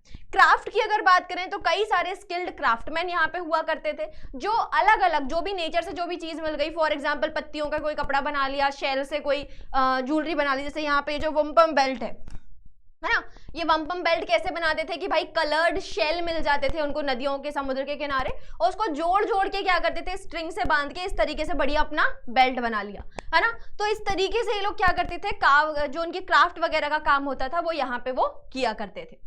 ठीक है, चलो अब जब यूरोपियंस आए तो यूरोपियन के आने के बाद इनकी जिंदगी में क्या चेंजेस हुआ, एनकाउंटर्स विद यूरोपियंस। ठीक है, कि यूरोपियन जब आए तो उन्होंने इन लोगों को किस तरीके से देखा और यूरोपियंस इन लोगों को किस तरीके से देखते, मतलब एक तरीके से म्यूचुअल दोनों क्या सोचते हैं एक दूसरे के बारे में, किस तरीके से उन्होंने अपना एक सोसाइटी बनाया, वो सब चीजें अपन देखेंगे। ठीक है, तो यूरोपियंस जब आए तो उनका मेजर पर्पस क्या था, ट्रेड के प्रोस्पेक्टिव से आए, वो लोग आए थे। 17th सेंचुरी में यूरोपियन कैसे आए, एज अ ट्रेडर आए, और ट्रेडर आने के बाद कहाँ पे सेटल हुए, तो नॉर्थ कोस्ट ऑफ जो नॉर्थ अमेरिका है ना, वहां पे ये लोग इस तरीके से अपनी बोट वोट लेकर आए और बढ़िया तरीके से यहाँ पे सेट हो गए। अब यहाँ पे जब वो लोग आए तो उन्होंने देखा कि भाई ये लोग बड़े खुश हैं हमारे आने से, है ना, इनको तो कुछ समझ नहीं आ रहा कि हम इनके ये जल जंगल जमीन इनका लूटने आए हैं, वो तो बढ़िया खुश हैं, वेल फ्रेंडली है, उनके लिए तो ऐसा लग रहा है कि अरे अतिथि देवो भव, भगवान आ गए हैं, है ना, तो क्या करें, उनका चाय पानी नाश्ता वगैरह सब चल रहा है। तो यहाँ पे उन्हें जब वो आए अमेरिका में, तो उनको जो नेटिव्स थे वो काफी फ्रेंडली और वेलकमिंग लगे। ठीक है, अब इन लोगों ने बोला कि चलो ठीक है, हम तुम्हारे लिए भी कुछ लेकर आए हैं, तुम भी हमें बदले में कुछ दे दो, तो इस तरीके से उन्होंने ट्रेड करना शुरू किया। तो नेटिव्स जो थे वो यूरोपियंस को क्या देते थे, वो उनको फिश एंड फर देते थे, और बदले में जो यूरोपियंस हैं वो उनको क्या दे देते थे, blankets, iron vessels, guns and alcohol. ठीक है, आयरन वेसल्स जरूरी हैं, क्यों जरूरी है कि भाई पहले वो लोग मिट्टी के बर्तन यूज करते थे, तो अब आयरन का वेसल लेकर आ गए, कुछ नया लेकर आ गए उनके लिए, है ना। उसके बाद गन क्यों जरूरी है, तो gun was a supplement for bows and arrows to kill the animal. Guns इसलिए जरूरी थी क्योंकि पहले धनुष बाण से जानवरों को मारते थे, अब गन आ गई तो एक गोली में फटाक से मर जाएगा ना, 3-4 बाण मारने की जरूरत नहीं है। उसके बाद अगर हम बात करें किस चीज की, अल्कोहल की, तो अल्कोहल भी इन्होंने यूरोपियंस ने लाके उनको क्या कर दिया, इंटॉक्सिकेंट ड्रिंक्स वगैरह जो थी वो नेटिव्स को सप्लाई करी, और क्योंकि उनके लिए ये चीज काफी नई है तो उन्होंने भी मजे मजे से क्या कर लिया, पीते गए बढ़िया, उनको लगा कि अरे वाह कितनी अच्छी चीज लेकर आए हैं, बिल्कुल स्वर्ग पहुंच जाते हैं पी के, है ना। तो उन्होंने भी क्या किया, जो नेटिव्स थे उनको भी मजा आने लगा, दे ऑल्सो बिकम एडिक्टेड, और इस चीज का फायदा उठा के, है ना, यूरोपियंस ने जब उनको नेटिव्स को अल्कोहल पिलाया तो उनको बढ़िया तरीके से मतलब अल्कोहल पिला के खुद क्या करते थे, ट्रेड को अपने तरफ क्या कर लेंगे, एक तरीके से मोड़ लेंगे, या ट्रेड को अपने तरफ से क्या कर देंगे, डिक्टेट करने लगेंगे। ठीक है, मतलब सीधी सी बात है ना कि भाई अगर तुम हमसे तेज चले तो क्या करेंगे, तुमको अगली बार से अल्कोहल नहीं देंगे, है ना। तो कहीं ना कहीं इन्होंने अपना क्या कर लिया, ट्रेड में अपर हैंड रख लिया। अब यूरोपियंस ने भी एक एडिक्शन ले लिया नेटिव से, क्या कि यूरोपियन ने इनको अल्कोहल दिया तो इन्होंने नेटिव्स ने यूरोपियंस को क्या दे दिया, टबैको दे दिया कि लो भैया घिसो, है ना। तो यहाँ पे ये चीज हो गई। उसके बाद साउथ की अगर बात करें तो साउथ में मिसिसिपी के अराउंड में फ्रेंच लोगों ने देखा कि ये लोग जनरली क्या करते थे, साउथ वाला जो पार्ट था वहाँ पे फ्रेंच लोगों ने ये देखा कि यहाँ पे मिसिसिपी रिवर के अराउंड जितने भी लोग रहते हैं वो एक तरीके से बढ़िया तरीके से अपना गिफ्ट वगैरह एक्सचेंज करते हैं, ट्राइबल कल्चर वहाँ पे एग्जिस्ट करता है। ठीक है, तो इस तरीके से ये फिश फर वगैरह ये सारा एक्सचेंज करते थे आपस में, इनका ट्रेड वेड, ये आयरन वेपन टूल्स वगैरह लेके आ गए और बढ़िया जिंदगी चल रही थी इनकी। ठीक है, चलो अब और देखो इसमें ये एक छोटी सी टाइमलाइन दी हुई है कि कैसे जो यूरोपियंस हैं वो अलग अलग एरिया को उन्होंने 1 by 1 कैप्चर किया। ठीक है, तो क्यूबेक क्या आ गया, Quebec is a part in Canada. ठीक है, तो ये हो गया आपका क्यूबेक प्रोविंस, यहाँ पे इस तरीके से दिख रहा होगा, और ये हो गई हमारी अमेरिकन कॉलोनीज। ठीक है, तो चलो देखते हैं इसमें। तो 1497 में जो जॉन कैबट हैं वो कहाँ पहुंचे, न्यू फाउंडलैंड पहुंचे, और उसके बाद 1534 में जो जैक्वस कार्टियर हैं उन्होंने क्या किया, वो और नीचे आए और सेंट लॉरेंस रिवर के अराउंड, है ना, सेंट लॉरेंस रिवर के पास उन्होंने देखा कि कई सारे नेटिव्स लोग जो हैं वो बढ़िया तरीके से वहां रह रहे हैं। बाद में 1608 में जो फ्रेंच कंट्री थी उन्होंने क्या किया, क्यूबेक को, है ना, क्या कर लिया, अपनी कॉलोनी बना ली, है ना। तो यहाँ पे जो फ्रेंच है वो कहाँ है, इस तरफ पीछे वाले तरफ पे फ्रेंच है, और आगे वाला जो ईस्टर्न कोस्ट वाला पार्ट है वो किसके पास है, वो अमेरिकन के पास, सॉरी ब्रिटेन के पास है। तो अब इनकी आपस में कई तरीके की लड़ाइयाँ चलती रहती हैं। फ्रेंच रेवोल्यूशन में तुमने देखा था अमेरिकन में कैसे फ्रांस और ब्रिटेन की लड़ाई हो रही थी ना, वो सारी कहानी। तो इन्हीं सब चीज़ों के पीछे इनकी लड़ाई चलती है कि फ्रेंच बोलते हैं कि हमको कोस्टल एरिया दो, ये बोलते हैं हम नहीं देंगे, तो वही पूरी कहानी है। अब ब्रिटेन ने क्या किया, ब्रिटेन ने अमेरिका के कोस्ट वाले एरिया को ले लिया। तो उन्होंने क्या काम किया, तो 1507 में ये जो अमेरिगो डी वेस्पुची है, इन्होंने क्या किया, इन्होंने उस एरिया को ट्रैवल किया और अपना जो पब्लिकेशन, जो रिपोर्ट बनाई, उसको इन्होंने पब्लिश कर दिया। फिर 1607 में जो ब्रिटिशर्स थे उन्होंने अमेरिका में क्या किया, एक कॉलोनी फॉर्म करी जिसका नाम क्या रखा, वर्जीनिया। वर्जीनिया क्यों नाम रखा, उन्होंने ये नाम रखा अपनी रानी को खुश करने के लिए, क्योंकि उनकी जो क्वीन थी, क्वीन एलिजाबेथ, वो वर्जिन थी, है ना, उन्होंने कभी शादी नहीं करी। तो इस वजह से उनको मतलब रिस्पेक्ट देने के लिए इन्होंने यहाँ पे एक कॉलोनी फॉर्म करी जिसका नाम क्या रखा, वर्जीनिया। उसके बाद 1620 में यहाँ पे एक और कॉलोनी ब्रिटिशर्स के थ्रू फाउंड करी गई, कहाँ पे, प्लेमाउथ में, प्रेजेंट मैसाचुसेट्स में, ठीक है। तो इस तरीके से एक और कॉलोनी जो है वो उन्होंने यहाँ पे फाउंड करी हुई है, ठीक है। चलो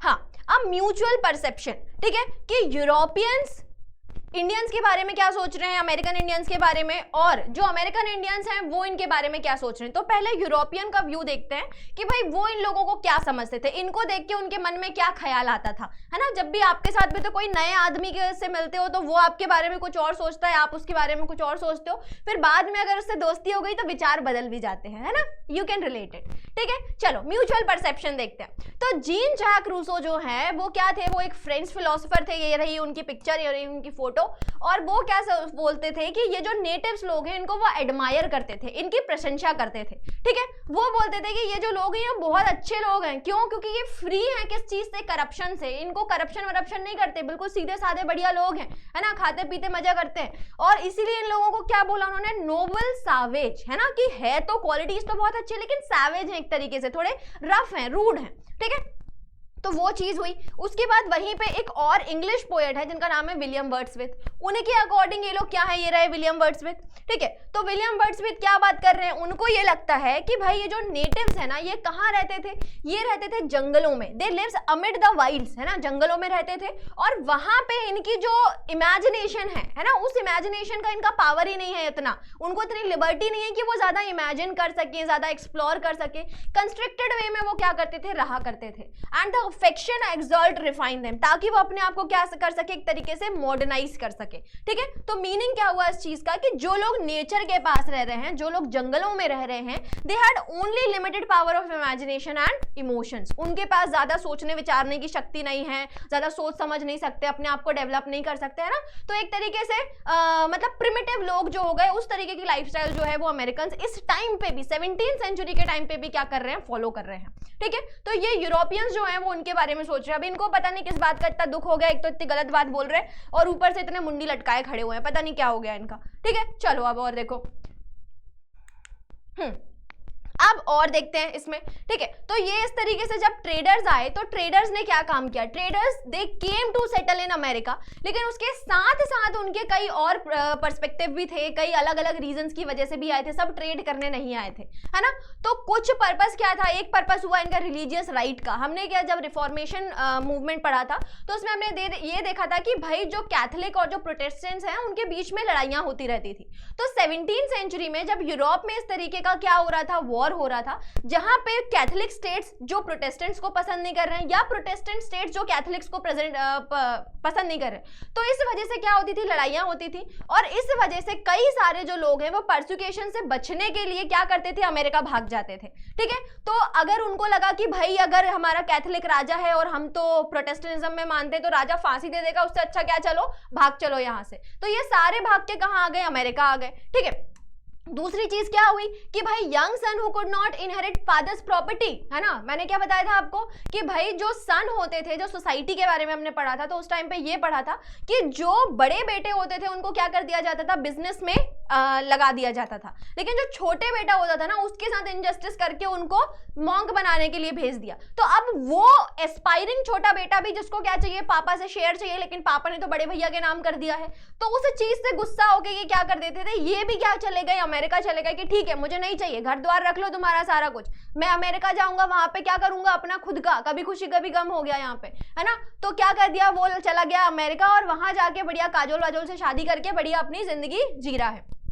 देन न्यू लाइफ, ठीक है। तो न्यू लाइफ, कुछ लोगों को और भी नई नई चीजें चाहिए थी, ठीक है, to capture the vacant land and move the further inland near the native village, है ना, क्योंकि उनको नए लैंड की तलाश थी, कई सारी जमीनें सस्ती मिल रही है ना, तो बढ़िया तरीके से, जिस चीज का तुम अफसोस मनाते हो ना कि काश दादाजी ने वो रोड ले वो रोड पे पड़ा हुआ प्लॉट ले लेते तो आज हम करोड़पति होते, तो उसी तरीके से ये वही दादाजी हैं जिन्होंने ये ले लिया, है ना। तो यहाँ पे क्या हो रहा है कि ये वही न्यू लैंड है, वही वेकेंट लैंड की एस्पिरेशन में, उसके अट्रैक्शन में कई सारे लोग, जो यूरोप में क्या हो रहा था, बहुत ज्यादा पॉपुलेशन बढ़ रही थी, तो उस पॉपुलेशन में मतलब एक तरीके से कंजेस्टेड होने की जगह उन्हें लगा कि भाई यहाँ से चलते हैं ना कहीं और जहाँ पे ज्यादा जमीन पड़ी हुई है, तो वो सारे के सारे कहाँ मूव कर गए, अमेरिका मूव कर, क्योंकि वहां पे बहुत सारी जमीन पड़ी थी और उन्हें लगा कि जंगल ही तो है, काट के एग्रीकल्चर करने लगेंगे, तो ये सारे कहाँ पहुंच गए, यहाँ पे आ गए, है ना। तो नेटिव को उनके विलेजेस से भगा दिया इस तरीके से और खुद इनके जंगल वंगल काट के क्या करने लगे, एग्रीकल्चर करने लगे ये लोग, ठीक है। चलो अब ये पर्सपेक्टिव की बात करी गई है कि अमेरिकन नेटिव्स जो हैं वो इनके बारे में क्या सोचते थे यूरोपियंस के बारे में, और यूरोपियंस उनके बारे में क्या सोच रहे हैं, ठीक है। ये कंपैरेटिव चार्ट है, ये आई सजेस्ट कि आपको इसको पढ़ के जाना चाहिए, एग्जाम में बहुत इंपॉर्टेंट हो जाता है ये, ठीक है। सो अमेरिकन नेटिव्स जो हैं they referred as uncivilised by Europeans, ठीक है। यूरोपियंस इनको क्या बोलते थे, अनसिविलाइज्ड, और जो यूरोपियंस हैं वो खुद को क्या बोलते थे कि भाई हम सिविलाइज्ड हैं, हम मास्टर हैं, तुम क्या हो, तुम नौकर हो, तुमको कुछ नहीं पता, तुमको ना खाने पीने का तरीका पता है, तुमको ना पढ़ने लिखने का तरीका पता है, तो you guys are not civilized, we are civilized, ठीक है। तो यहाँ पे वही चीज हो रही है कि यूरोपियंस अपने आप को सिविलाइज्ड और अमेरिकन नेटिव्स को क्या बोलते थे, अनसिविलाइज्ड बोलते थे। साथ ही साथ ये लोग जो थे, जो नेटिव्स क्या करते थे, गिफ्ट को एक्सचेंज करते थे यूरोपियंस के साथ, मतलब जो भी सामान एक्सचेंज कर रहे हैं उसको तो यूरोपियंस क्या अमेरिकन क्या बोल रहे हैं कि हम गिफ्ट दे रहे हैं, लेकिन जो अमेरिकन हैं, जो यूरोपियंस हैं वो ये बोल रहे हैं कि नहीं नहीं, तुम तो हमको गिफ्ट समझ के दे रहे हो, हम तो क्या कर रहे हैं, हम तो ये प्रॉफिट में बेच रहे हैं तुमको, हम ये जो तुमको सामान दे रहे हैं तुम्हारे लिए, जो लेके आए हम लोग आयरन यूटेंसिल्स और गन और ये सब, ये हम तुमको सेल करने आए, तो गिफ्ट नहीं दे रहे, फ्री में मत समझो ये सब, ठीक है। उसके बाद natives were not aware of market, है ना, उनको तो पता ही नहीं था कि भाई ये लोग इंडस्ट्रियलाइजेशन करके आए अपना, और अपना ये सामान यहाँ पे हमको बेच रहे हैं, हम तो खुशी खुशी गिफ्ट समझ के रख रहे हैं। लेकिन जो यूरोपियंस थे वो क्या करते थे, वो इस लैंड को क्या समझ रहे हैं, अमेरिका को, कि भाई ये प्रॉफिट जनरेशन की जगह है, ये लोग हैं जिनको हमें सामान बेचना है और क्या करना है, प्रॉफिट कमाना है, ठीक है।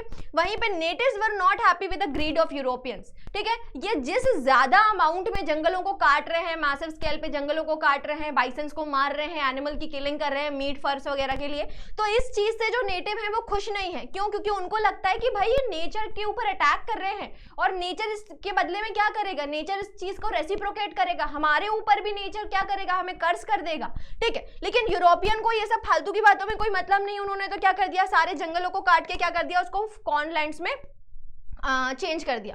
उसके बाद natives were afraid that the animals would take revenge for this destruction, है ना, कि इतनी ज्यादा तुम हमें मार रहे हो, किलिंग कर रहे हो, तो एनिमल्स की जो आत्मा है वो कहीं ना कहीं, या नेचर जो है वो कहीं ना कहीं तुमसे इस चीज का बदला लेगा। लेकिन इनको लगता है कि फालतू की बातें मत करो, जो चीज हो रही है उसमें खुश रहो, है ना, इनको मारो ये जानवरों को और इनके बदले में जो भी मीट वीट है वो बढ़िया तरीके से कमाओ, ठीक है। ये पर्सपेक्टिव था दोनों का अलग अलग तरीके से, ठीक। चलो लास्ट हो गया, यहाँ पे एक टाइमलाइन और देख लेते हैं, ठीक है। वापस से टाइमलाइन आ गई, तो भाई 1707 में the French treaty was with natives of Quebec, French ने क्या कर लिया, जो नेटिव थे क्यूबेक के उनके साथ ट्रीटी कर लिया, और 1763 में क्यूबेक को भी ब्रिटिशर्स ने क्या कर लिया, कॉन्कर कर लिया। 1774 में क्यूबेक एक्ट आ गया और 1791 में कनाडा कॉन्स्टिट्यूशनल एक्ट आ गया, ठीक है। अब उसके बाद अगर हम लोग बात करें यूएसए, तो यूएसए वाले प्रोविंस में क्या चीजें हो रही, तो 1781 में Britain recognize USA as an independent country, है ना। उन्होंने क्या बोला कि अब जो कॉलोनी हम बोल रहे थे कि America is the colony of Britain, उस चीज को उन्होंने क्या कर दिया, उन्होंने बोल दिया कि नहीं ठीक है, आप लोग अपनी खुद की ऑटोनॉमी रख लो, सॉवरेनिटी रख लो और अपना अपने हिसाब से अपनी कंट्री को रन करो, ठीक है। तो यहाँ से यूएसए को क्या बोलने लगी ब्रिटेन गवर्नमेंट कि अब आप एक इंडिपेंडेंट कंट्री हो, और 1783 में यहाँ पे British give mid west to the USA. Mid west भी किसको देने लगे वो लोग, यूएसए वगैरह को देने लगे। यहाँ पे जेफरसन जो है, जो एक यूएस प्रेसिडेंट है, वो भी नेटिव्स के बारे में अपने परसेप्शन की एक बात बता रहे हैं। वो क्या बोल रहे हैं कि जेफरसन का ये ड्रीम है कि ये जो कंट्री है, ये जो यूएसए है, this should be filled with European. ये पूरा कॉन्टिनेंट किससे भरा जाना चाहिए, यूरोपियन से। क्यों? क्योंकि नेटिव्स तो क्या है, वो तो पगले हैं, वो तो एक तरीके से अनसिविलाइज्ड है, ठीक है। तो ये लोग क्या है, अनसिविलाइज्ड है, and who grew crops for their own needs and for the sale of profit. मतलब कि ये लोगों क्या है, ये गधे हैं एक तरीके से। वो उनको ऐसे समझ रहे हैं कि इनको तो पता ही नहीं है कि इनकी जमीन में कितने मिनरल्स, इनकी जमीन में कितना एग्रीकल्चर हो सकता है ना। तो वो उनको ये समझ रहे हैं कि तुम क्या करो, तुम्हें तो इस जमीन का असली यूज ही नहीं पता है, तुम हमें दो ये जमीन, हम यहाँ पे क्या करेंगे, एग्रीकल्चर करेंगे और लाखों में करोड़ों में यहाँ से प्रॉफिट कमाएंगे, ठीक है। तो वो सारा जो जेफरसन का ड्रीम है वो इन्होंने यहाँ पे बताया हुआ है। चलो अब देखो, यहाँ पे जो कनाडा और जो यूनाइटेड स्टेट्स ऑफ अमेरिका है, इन्होंने विद रिस्पेक्ट ऑफ टाइम अपनी जो बाउंड्रीज थी उसको एक्सपांड किया, ठीक है। और and of the 18th century आते आते उन्होंने कई तरीके से, अलग अलग तरीके से क्या किया, अपनी बाउंड्रीज को एक्सपांड किया हुआ है, ठीक है। तो यहाँ पे उन्होंने दो मेथड्स का यूज किया, एक था परचेसिंग, एक था सेलिंग, और दूसरा जो था वो क्या था, वॉर, है ना। तो जो अपने से, आप ऐसा बोल सकते हो कि भाई जो अपने से ज्यादा अच्छे हैं या अपने से बराबरी के लोग हैं, उनके साथ तो क्या कर लिया, ट्रेड कर लिया, उनके साथ परचेसिंग कर ली।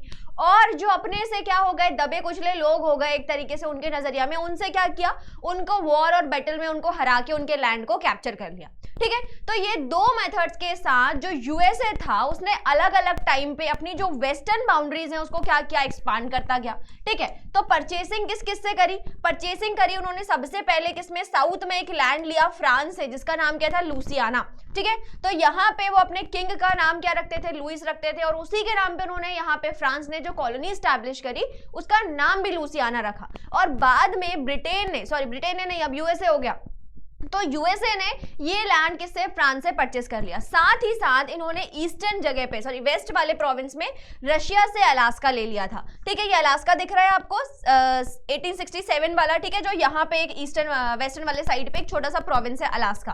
तो वो अलास्का भी यहाँ पे यूनाइटेड स्टेट्स ने इनसे परचेस कर लिया। अब अगर बात करें वॉर की, तो भाई मेक्सिको, क्योंकि उस टाइम पे आप ऐसे बोल सकते हो कि ट्राइबल लोग वहां पे रहा करते थे, तो इस वजह से जो ट्राइबल वाला पार्ट था मेक्सिको का, वो जो यूएसए था उसने क्या कर लिया, उनके ऊपर वॉर करके यूएसए का जो सदर्न वाला पार्ट है वो मेक्सिको से जीत लिया, ठीक है। और ये जो मैप है इसको आप अच्छे से पढ़ के जाओगे, क्योंकि इसमें बहुत सारी बहुत अच्छी डिटेलिंग दी हुई है कि कैसे जो यूएसए था उसने विद रिस्पेक्ट ऑफ टाइम अपनी बाउंड्रीज को बढ़ाया, ठीक है। तो यहाँ देखो 1783 में जब यूनाइटेड स्टेट्स ऑफ अमेरिका बना, तो उस टाइम पे इतना ही पार्ट जो था, ये जो पिंक में दिख रहा है आपको, इतना ही पार्ट क्या था, United states of America. 13 colonies को उन्होंने यूनाइट किया और यूनाइटेड स्टेट्स ऑफ अमेरिका वो कहलाया, ठीक है। बाद में इन्होंने ये जो ग्रीन वाला आप पार्ट देख रहे हो, ये किससे ले लिया, ये इतना पूरा जो पार्ट है ये ग्रीन वाला, ये किससे ले लिया, ये फ्रांस से परचेस कर लिया। फिर उसके बाद ब्रिटेन ने seeded with the great Britain, है ना। तो ये वाला जो पार्ट है ये इन्होंने ब्रिटेन से सीड करवा लिया, ब्रिटेन ने उस पार्ट को छोड़ दिया। स्पेन से यहाँ पे इन्होंने ये फ्लोरिडा वाला पार्ट जो है वो परचेस कर लिया। उसके बाद 1845 में इधर वाला जो पार्ट है ग्रीन वाला, ये उन्होंने क्या कर लिया, ये वॉर के साथ जीत लिया। उसके बाद ट्रीटी ग्रेट ब्रिटेन के साथ एक और ट्रीटी करी और थोड़ा सा पार्ट जीत लिया उन्होंने। उसके बाद मेक्सिको से ये इधर पर्पल वाला पार्ट जीत लिया उन्होंने, और जो गैस्केट परचेस था उससे ये वाला पार्ट जीत लिया, ठीक है। तो विद रिस्पेक्ट ऑफ टाइम इन्होंने क्या किया, कंटिन्यूअसली वॉर्स एंड परचेसिंग करी और क्या किया, अपनी बाउंड्रीज को एक्सपांड करते गए। और यहाँ पे हम देख रहे हैं कि भाई कंटिन्यूअसली ईस्टर्न बाउंड्री तो उनकी फिक्स है, लेकिन वेस्टर्न बाउंड्री जो है वो हमेशा क्या करी जा रही है, एक्सपांड करी जा रही है। और eastern part of the United states of America से वो वेस्टर्न बाउंड्री तक पूरा अपने आप को क्या कर लेंगे, एक्सपांड कर लेंगे, ठीक है। तो यही चीज हो रही है कि भाई जब इस तरीके से जो वेस्टर्न बाउंड्रीज थी जब उन्होंने एक्सपांड करी, तो उसमें उन्होंने जो नेटिव वहां पे रह रहे थे उनसे कोई कंसेंट नहीं लिया कि भाई हम फ्रांस के साथ ट्रीटी कर रहे हैं। तो उन्होंने सिर्फ फ्रांस से डिटेल करा, उन्होंने वहां पे रह रहे जो एक्चुअल में रह रहे नेटिव लोग हैं उनसे तो बात ही नहीं करी कि अब हम आ रहे हैं आपको रूल करने के लिए, ठीक है। तो यहाँ पे जो नेटिव्स थे उनसे कोई कंसेंट नहीं लिया, और जैसे ही बाउंड्री, जैसे ही वेस्टर्न फ्रंटेरियर वेस्ट की तरफ मूव करता है, वैसे ही नेटिव्स को भी क्या कर दिया जाता है, वेस्ट की तरफ और धक्का दिया जाता है, ठीक है। जैसे कि जब ये लोग 13 कॉलोनीज थी तो हो सकता है कि यहाँ पे नेटिव्स रहा करते थे, लेकिन जब उन्होंने ये वाला पार्ट भी परचेस कर लिया तो अब बेचारों को भगा के यहाँ कर दिया, फिर ये वाला पार्ट भी परचेस कर लिया तो अब बेचारों को भगा के यहाँ कर दिया, फिर उसके बाद और ये वाला पार्ट परचेस कर लिया तो अब इनको इधर वाले पार्ट में कर दिया, है ना। और जब मैंने आपको यहाँ पे यूएसए की, नॉर्थ अमेरिका की आपको ज्योग्राफी बताई थी तो क्या देखा था हमने कि भाई जो उसकी वेस्टर्न बाउंड्री है ना, वहां पे कुछ नहीं है, वहां पे डेजर्ट और जो बड़े बड़े माउंटेन्स है वहां पे थे, तो उनको उनके फर्टाइल लैंड से आप डिस्प्लेस करते करते, भगाते भगाते उनको कहां ले गए हो, उनको डेजर्ट में लेके चले गए हो, ठीक है। तो वो सारी चीजें जो हुई वो यहाँ पे उनका डिस्प्लेसमेंट हमने देखा। देन अब ये जो यूरोपियंस आए, ये जो यूएसए वाले लोग आए, तो इन्होंने क्या किया, इन्होंने जो नेचर था, जो नेचुरल रिसोर्सेज थे, उनको इन्होंने अलग तरीके से ट्रीट किया। जैसे जैसे लैंड को कैप्चर करते जा रहे थे वैसे वैसे उनके रिसोर्सेज को यूटिलाइज कर रहे थे। तो भाई अभी तक जो नेटिव क्या करते थे, उस नेचर को अपनी नीड के अकॉर्डिंग यूज कर रहे थे कि जितनी जरूरत है उतना ही यूज करना। बट जैसे ही ये पूरा की पूरा लैंड किसके पास आया, यूरोपियंस के पास आया, या आप बोल सकते हो कि यूनाइटेड स्टेट्स के कॉलोनियल सेटलर्स के पास आया, तो उन्होंने अब इस लैंड का क्या करने लगे, एक्सप्लॉइटेशन करने लगे। और उस एक्सप्लॉइटेशन की वजह से यहाँ पे जो लैंड था वो क्या हो गया, कंप्लीटली डिफरेंट हो गया, वो चेंज होने लगा एक तरीके से, ठीक है। चलो अब इसमें और अब उसके बाद कि भाई क्या रीजन था कि कई सारे जो यूरोपियंस थे वो अपना देश छोड़ छोड़ के अमेरिका भाग रहे थे। क्या क्या हो रहा है अमेरिका में ऐसा, ठीक है। तो देखो क्या अलग अलग रीजंस है। कुछ तो ये लोग कौन थे कि भाई ब्रिटेन और फ्रांस में जो यंगर सन्स थे वो भागे वहां से, है ना।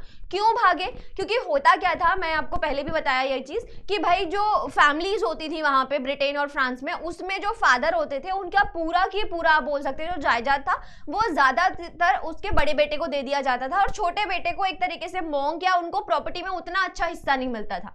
तो इस वजह से जो छोटे बेटे थे उनको लगा कि भाई हमारे साथ तो गलत हो रहा है, इनजस्टिस हो रहा है ना। पिताजी ने इस तरीके से बोला कि ये लो अपने हिस्से की थोड़ी बहुत जायदाद, वो एक आध घर ले लो और निकलो हमारे घर से। तो इस तरीके से जब उनको उनके घर से निकाल दिया गया तो अब उन्होंने बोला कि ठीक है पापा, अब मैं कुछ बड़ा बन के आऊंगा। तो ये वहां से कहां चले गए, ये वहां से चले गए अमेरिका, और अमेरिका में आके इन्होंने क्या किया, इस तरीके से अपना कॉलोनाइजेशन, उस तरीके से लैंड वगैरह इन्होंने परचेस करा।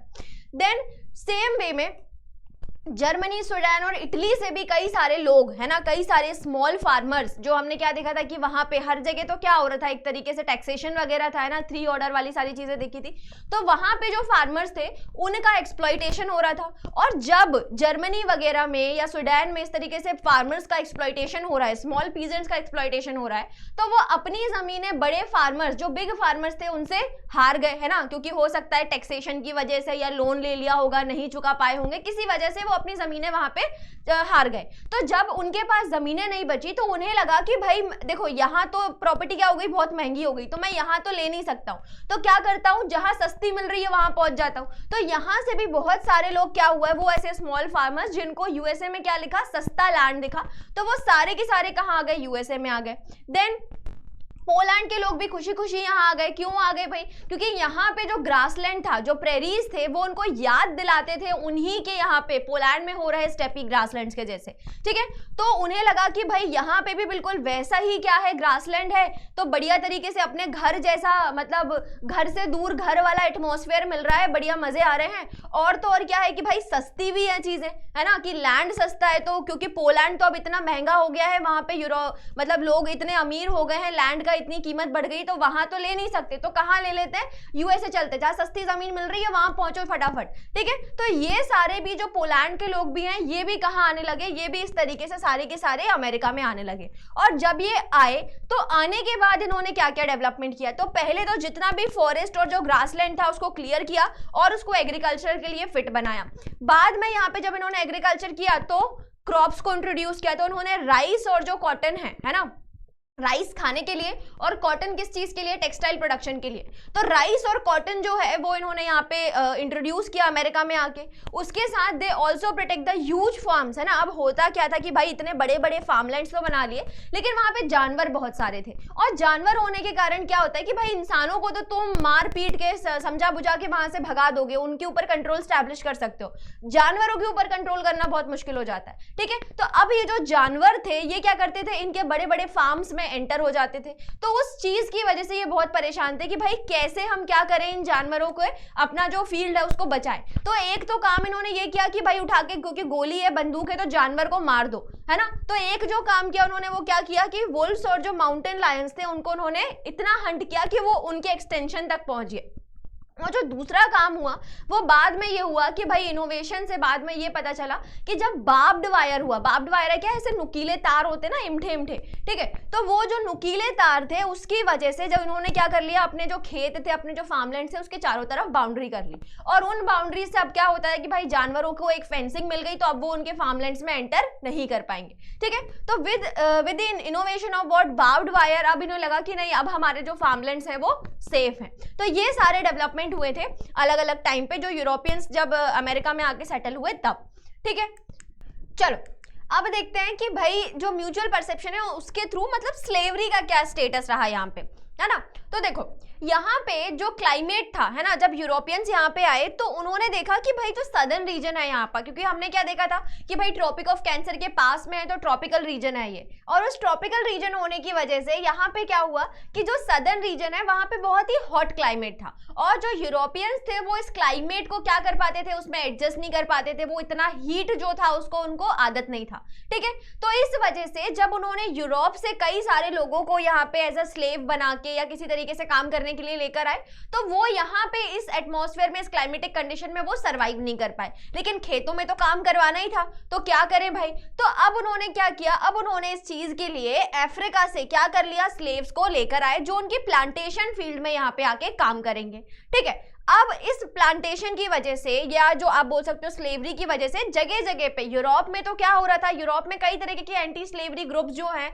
वो स्लेवरी के अगेंस्ट में बात कर रहे थे। यूएसए में भी कई ऐसे ग्रुप्स थे जो स्लेवरी के अगेंस्ट में बात कर रहे थे। बट स्टिल जो स्लेवरी है उसमें अफ्रीका के जो स्लेव्स लेकर आए उनको कभी भी उस चीज से फ्री नहीं किया गया, ठीक है। अफ्रीका से लाए गए स्लेव्स को लंबे समय तक यूनाइटेड स्टेट्स में क्या रखा गया, एज अ स्लेव्स को उन्हें ऐसा यूज किया गया। अब बाद में जो नॉर्दर्न स्टेट्स ऑफ यूएसए है और जो सदर्न स्टेट्स ऑफ यूएसए है ना, क्योंकि नॉर्दर्न स्टेट में क्या होता है, वहां पे ट्रेड होता है ना, तो उनको इतने ज्यादा स्लेव की जरूरत नहीं है, वो वेज लेबरर से भी अच्छा खासा उनको काम करते थे, तो उनको प्रॉफिट ही होता था। लेकिन जब आप प्लांटेशन करवा रहे हो तो उसमें आपको क्या चाहिए, उसमें आपको बॉन्डेड लेबर, उसमें आपको स्लेव्स की बहुत ज्यादा जरूरत होती थी। तो इस वजह से क्या हुआ कि भाई जो नॉर्दर्न स्टेट के लोग थे वो अपने आप को बहुत, अब बोल सकते हो बिल्कुल मॉडर्न समझते थे, तो इस वजह से इन्होंने बोला कि नहीं नहीं ये सही बात चल रही है, आप स्लेवरी को खत्म करो। क्यों खत्म करो, कि इनको तो मतलब है नहीं, इनका तो काम चल ही रहा है वैसे भी, है ना। तो they condemn this, they condemn slavery as a human practice, और उन्होंने क्या बोला कि भाई क्योंकि उनकी इकोनॉमी प्लांटेशन पे है ही नहीं, अगर होती तो शायद वो भी मना नहीं करते, है ना। तो यहाँ पे दोनों स्टेट्स के बीच में, है ना, नॉर्दर्न स्टेट्स के बीच में और सदर्न स्टेट्स ऑफ अमेरिका के बीच में एक तरीके से सिविल वॉर होने लगा, ठीक है। और उस सिविल वॉर में उन्होंने ये बोला कि एक जो पार्ट था वो क्या बोलता था कि भाई स्लेवरी को अबॉलिश करो, और दूसरा जो था वो क्या बोलती थी कि नहीं स्लेवरी को रिटेन करो। तो जो उसके अबॉलिशन में था, है ना, those who supporting the abolition, वो आखिरी में क्या होता है उसमें जीत जाते हैं। इब्राहिम लिंकन का इसमें बहुत अच्छा कंट्रीब्यूशन है।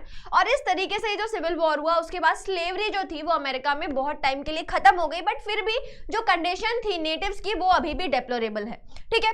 अब उसके बाद क्या हुआ, क्या क्या रिफॉर्म्स हुए, तो बाद में जब इस तरीके से ये वाला सिविल वॉर में वो वाली पार्टी जीती जो स्लेवरी को अबॉलिश करने की बात कर रही थी, तो स्लेवरी को फाइनली अबॉलिश कर दिया गया, ठीक है।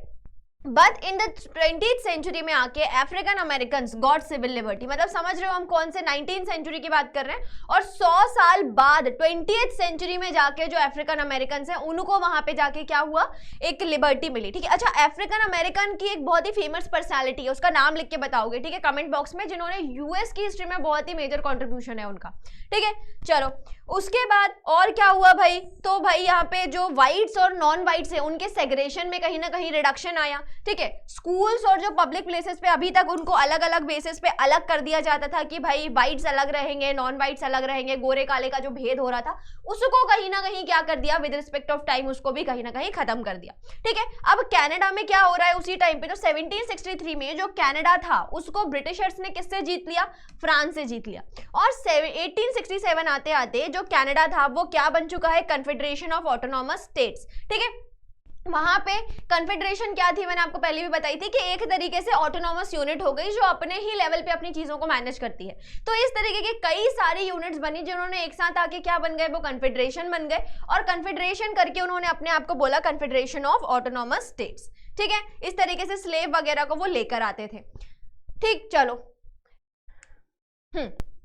एक टाइमलाइन और देख लेते हैं। तो भाई 1837 में फ्रेंच कैनेडियन रिबिलियन है ना, फ्रेंच और कैनेडियन के बीच में क्या हुआ, रिबिलियन हुआ। 1840 आते आते कैनेडियन यूनियन जो थी वहां पे अपर एंड लोअर कनाडा में उसको क्या कर दिया गया, डिवाइड कर दिया गया। उसके बाद 1859 में कनाडा में भी गोल्ड रश हुआ जिसकी वजह से और जितने भी यूरोपियंस थे वो कनाडा की तरफ भागे। फिर 1867 में कन्फेडरेशन ऑफ कनाडा बनाया गया। उसके बाद 1869-85 तब रेड रिवर रिबिलियन जो माइटीज थे उन्होंने यहाँ पे एक रिबिलियन किया, जो नेटिव्स थे कनाडा के उन्होंने रिबिलियन किया जिसको क्या नाम दिया गया, रेड रिवर रिबिलियन। इसका नाम आप अच्छे से याद करेंगे, एमसीक्यू में पूछा जाता है ये। ठीक है, उसके बाद 1876 में कैनेडियन इंडियंस एक्ट आया अमेरिका में, और 1885 में ट्रांस कॉन्टिनेंटल रेलवे लिंक बनाई गई। ठीक है, कि कनाडा का जो ईस्ट कोस्ट से वेस्ट कोस्ट के बीच में जो भी लिंक है उसको स्टैब्लिश करने के लिए रेलवेज बनाई गई। देन यूएसए की अगर बात करें तो 1803 में लुसियाना परचेस किया फ्रांस से। 18, ठीक है यहाँ पे छूट गया। 1825 से 1858 तक यूएसए में क्या किया गया, मूव टू द रिजर्व। जितने भी नेटिव्स थे अब उनको रिजर्व की तरह धका दिया गया। अभी ये क्या चीजें हैं ये हम लोग पढ़ेंगे। 1832 में जस्टिस मार्शल ने अपना जजमेंट दिया। 1849 में अमेरिका में गोल्ड रश आया। 1861 से 65 में अमेरिकन सिविल वॉर। 1865 से 19 में अमेरिकन इंडियन वॉर। ठीक है, अमेरिकन और इंडियन के बीच में कंटिन्यूसली वॉर चल रहा है। गोल्ड रश के कारण 1870 में ट्रांस कॉन्टिनेंटल रेलवे आया।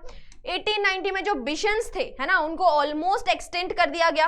और 1892 में the end of the American frontier. क्या है end of the American frontier, कि भाई वो जो वेस्ट की तरफ मूव करते जा रहे थे ना अपनी बाउंड्री, वो एट द पॉइंट आके बिल्कुल जो कॉन्टिनेंट का ही वेस्ट आ गया। ठीक है, तो अब कोई फ्रंटेरियर बचा ही नहीं कि अब उसको और वेस्ट में मूव कराया जाए। तो अब वो जो नेटिव्स को वेस्ट की तरफ धकाया जा रहा था वो क्या हो गई, वो चीज यहाँ पे खत्म हो गई। ठीक है, चलो the native people lose their land. ठीक, कि भाई नेटिव्स किस वजह से अपने जो लैंड्स है उसको धीरे धीरे लूज करते जा रहे हैं, उनको डिस्प्लेस किया जा रहा है, वो अब हम देखेंगे। ठीक, चलो तो in the USA as the settlements expanded, है ना, कि भाई जैसे जैसे जो यूरोपियंस थे वो आते जा रहे थे, सेटल हो रहे थे, तो वो लैंड को क्या कर रहे थे, एक्सपांड कर रहे थे, अपने सेटलमेंट्स को एक्सपांड कर रहे थे। और इस वजह से जो नेटिव्स थे उनको या तो मतलब एक तरीके से समझा बहला फुसला के या फिर फोर्स करके उनके साथ ट्रीटीज साइन करी जा रही थी। और उन ट्रीटीज के थ्रू उन लोगों को क्या किया जाता था कि मजबूर किया जाता था कि वो अपने लैंड को क्या करे, सेल करे और वहां से भाग जाए।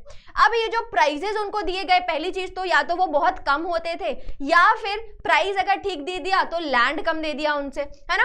तो prices were paid very low. और कई सारे इंस्टेंसेस ऐसे भी हैं। अमेरिकन्स कौन हो गए, वो यूरोपियन जो अब यूएसए में आके सेटल हो गए। ठीक है, so they cheated them by taking more land and paying less than promise, कि बोल तो दिया कि हाँ ठीक है हम आपको इतना दे देंगे, लेकिन उधारी वाड़ी वाला मामला कर दिया तो उतना देते ही नहीं है, लटका रहे हैं महीनों महीनों। ठीक है, अब ऐसा ही एक इंसिडेंस कि भाई किस तरीके से उन्होंने जॉर्जिया का जो लैंड है उसको कैसे नेटिव से परचेस किया है, नेटिव के साथ क्या क्या चीजें हुई है जॉर्जिया में, वो हम देखेंगे। ठीक है, ये जॉर्जिया है और ये है चेरोकीज वाला प्रोविंस। ठीक है, चेरोकी और जॉर्जिया के बारे में अभी अपन को देखना है। तो देखो जॉर्जिया क्या है, स्टेट इन द यूएसए जहां पे मेजरली कौन रहते थे, चेरोकी ट्राइब रहा करती थी। और यहाँ पे जो ऑफिशियल्स हैं जॉर्जिया के, उन्होंने ये बोला कि भाई ये जो चेरोकीज हैं they were governed by the state laws, है ना, कि अब जो चेरोकीज हैं वो, क्योंकि यहाँ पे ब्रिटिशर्स ने, यूएसए ने क्या कर लिया, उस एरिया को कैप्चर कर लिया है। तो अब ये जो चेरोकीज हैं इनको स्टेट लॉ के अकॉर्डिंग, मतलब यूनाइटेड स्टेट्स के जो लॉ है उन्हीं के अकॉर्डिंग इनको क्या करना पड़ेगा, वो सारे लॉज को मानना पड़ेगा। बट चेरोकीज को यूनाइटेड स्टेट्स ने अभी तक सिटीजन नहीं माना, है ना, कि भाई अगर तुम मुझे सिटीजन ही नहीं मान रहे हो तो फिर मैं तुम्हारे रूल के अंदर में, मैंने तो कोई क्राइम ही नहीं किया, फिर मैं तुम्हारे उसमें जेल में क्यों जाऊं। ठीक है, तो यहाँ पे चेरोकीज के साथ क्या हो गया कि भाई उनको स्टेट लॉज के अंदर गवर्न तो किया बट उनको सिटीजनशिप नहीं दी गई। बट स्टिल चेरोकीज ने हर तरीके से ट्राई किया कि वो कैसे जो यूरोपियंस हैं या जो अमेरिकन वे ऑफ लाइफ है उसको अडॉप्ट कर सके। तो इसके लिए उन्होंने इंग्लिश भी सीखी, इसके लिए उन्होंने क्या करी, अमेरिकन वे ऑफ लाइफ को भी सीखा, बट स्टिल उसके बाद भी उनको क्या कर दिया गया, जो राइट थे ऑफ सिटीजन थे वो नहीं दिए गए। ठीक है, तो ये जो प्रोविंस हो गया, जॉर्जिया हो गया, और जो चेरोकीज हैं उसमें यहाँ देखो कई तरीके से क्या मिल रहा है, गोल्ड की माइंस मिल रही है। ठीक है, गोल्ड बाउंड्स मिल रहे हैं। तो इस वजह से जब गोल्ड बाउंड्स मिलेंगे तो अब इन चेरोकीज को भगाया जाएगा उनके लैंड से, है ना। ये चेरोकी ट्राइब के लोग हैं। ठीक, चलो अब यहाँ पे ये जो चीजें हो रही थी इसको लेके दो अलग अलग फेमस पर्सनालिटीज हैं, एक है जस्टिस जॉन मार्शल और एक और है एंड्रू जैक्सन। ठीक है, तो इन्होंने अपने अपने व्यूज लिखे हुए हैं। क्या व्यूज देते हैं इन दोनों बातों पे हम देखते हैं। तो जॉन मार्शल जो हैं वो यूएस के चीफ जस्टिस थे और उन्होंने अपना क्या दिया, एक वर्डिक्ट दिया। उसमें उन्होंने ये बोला कि 1832 में चेरोकीज क्या है, एक डिस्टिंक्ट कम्युनिटी है, और डिस्टिंक्ट कम्युनिटी होने की वजह से वो लोग क्या करते हैं, अपने खुद के लैंड को ओन करेंगे और वहां पे क्या करेंगे, वहां पे अपनी खुद की सॉवरेनिटी है उनके अपने मैटर में, कि भाई उनको जिस तरीके से अपने आप को गवर्न करना है, तो भले ही वो जॉर्जिया में रहे लेकिन उसके बाद भी उनका एक तरीके से हम एनक्लेव बना देंगे कि वो अपने तरीके से अपने लॉज के अकॉर्डिंग अपनी चीजों को गवर्न करें, उनको सॉल्व करें। लेकिन यहाँ पे जो यूएस प्रेसिडेंट है एंड्रू जैक्सन, ठीक है, जिनकी अगर हम बात करें तो जो अमेरिकन थे उनके लिए तो ये बात करते थे पॉलिटिकल और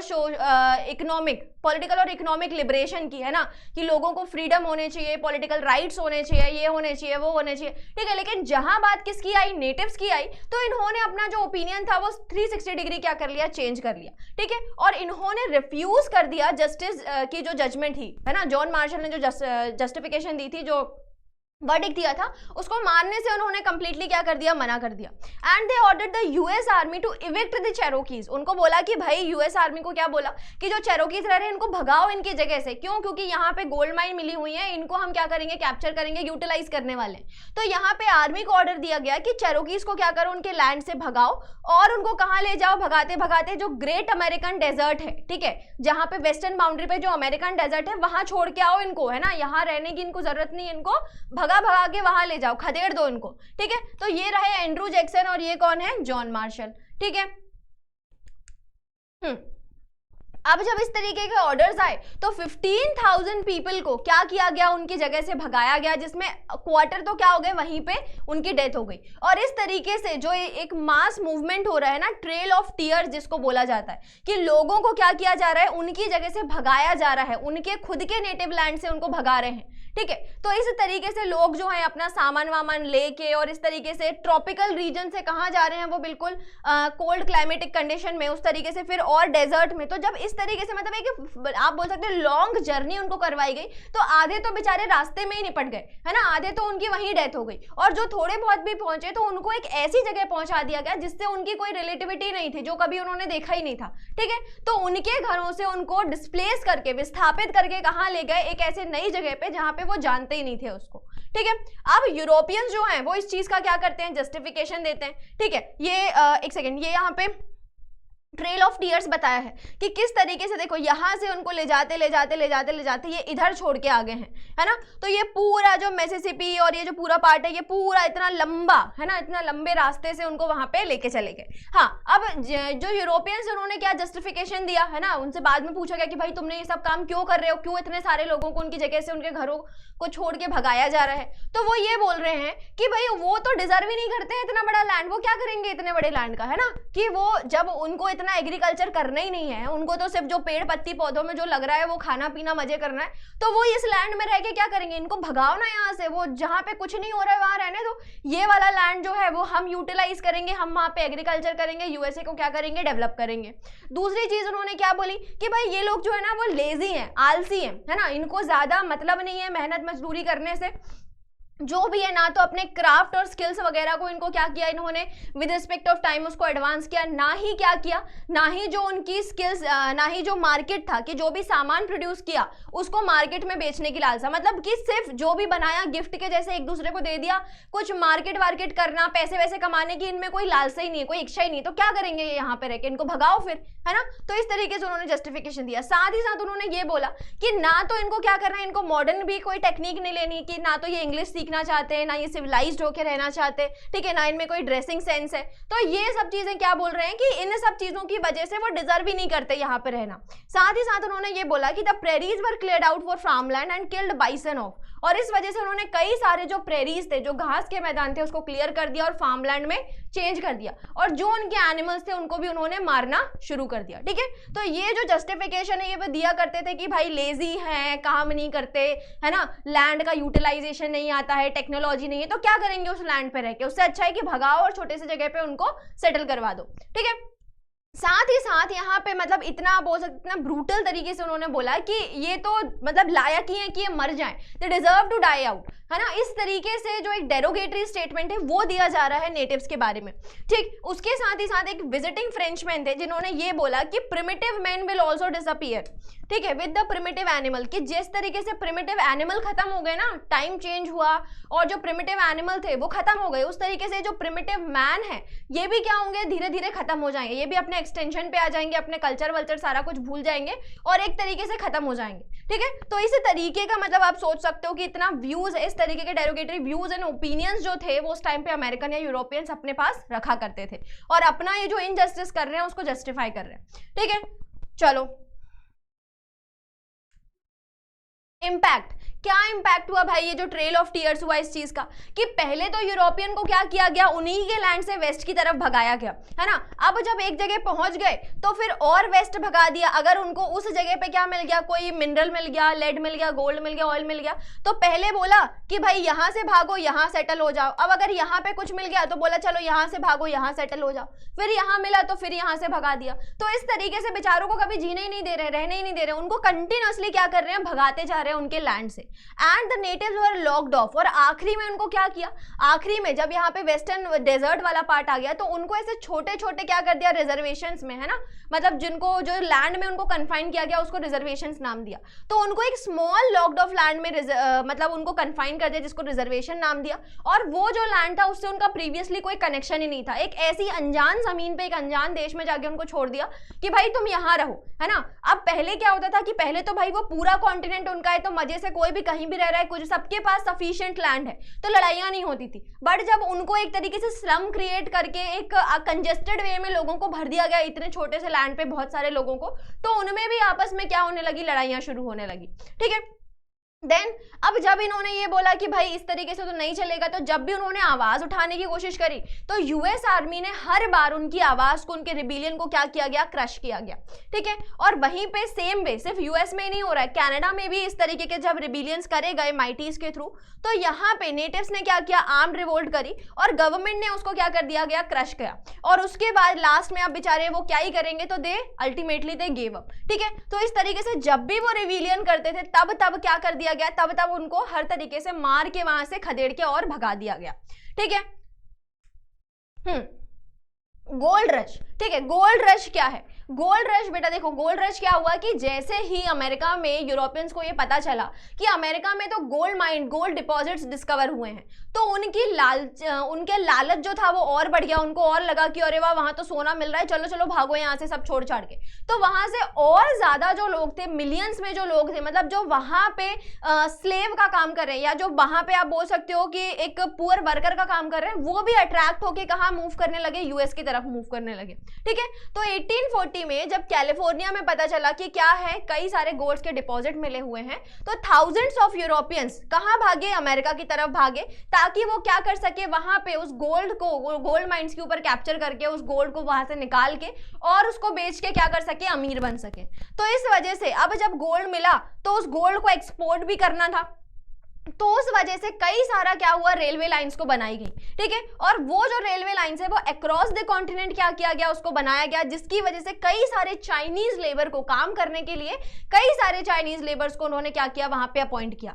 और इतना मतलब आप बोल सकते हो इतना रैपिड तरीके से उन्होंने रेलवे बनाया कि विद इन अ ईयर, है ना, या देखो 1840 में मिला और 30 साल में फटाफट उन्होंने पूरे कॉन्टिनेंट में रेलवे बना डाला, यूएसए में और कनाडा में। इस तरीके से मतलब फटाफट इतनी तेजी से उन्होंने काम किया कि फटाफट पूरे कॉन्टिनेंट में उन्होंने रेलवे लाइन बिछा दी ताकि वो क्या कर सके, ट्रेड कर सके। ठीक है, तो यहाँ पे इस तरीके से गोल्ड डिपॉजिट थे, पानी को बहा के क्या किया जाता था, जो मिट्टी थी उसको बहाया जाता था और लास्ट में उसमें से जो गोल्ड फ्लेक्स होते हैं, गोल्ड के जो आप बोल सकते हो पार्टिकल्स होते हैं, उसको उसमें से अलग किया जाता है। ठीक है, अब यहाँ पे एंड्रू कार्नेज की बात करी गई कि ये जो एंड्रू कार्नेज हैं ये क्या थे, एक पुअर इमिग्रेंट थे जो कहाँ से आए थे, स्कॉटलैंड में से आए।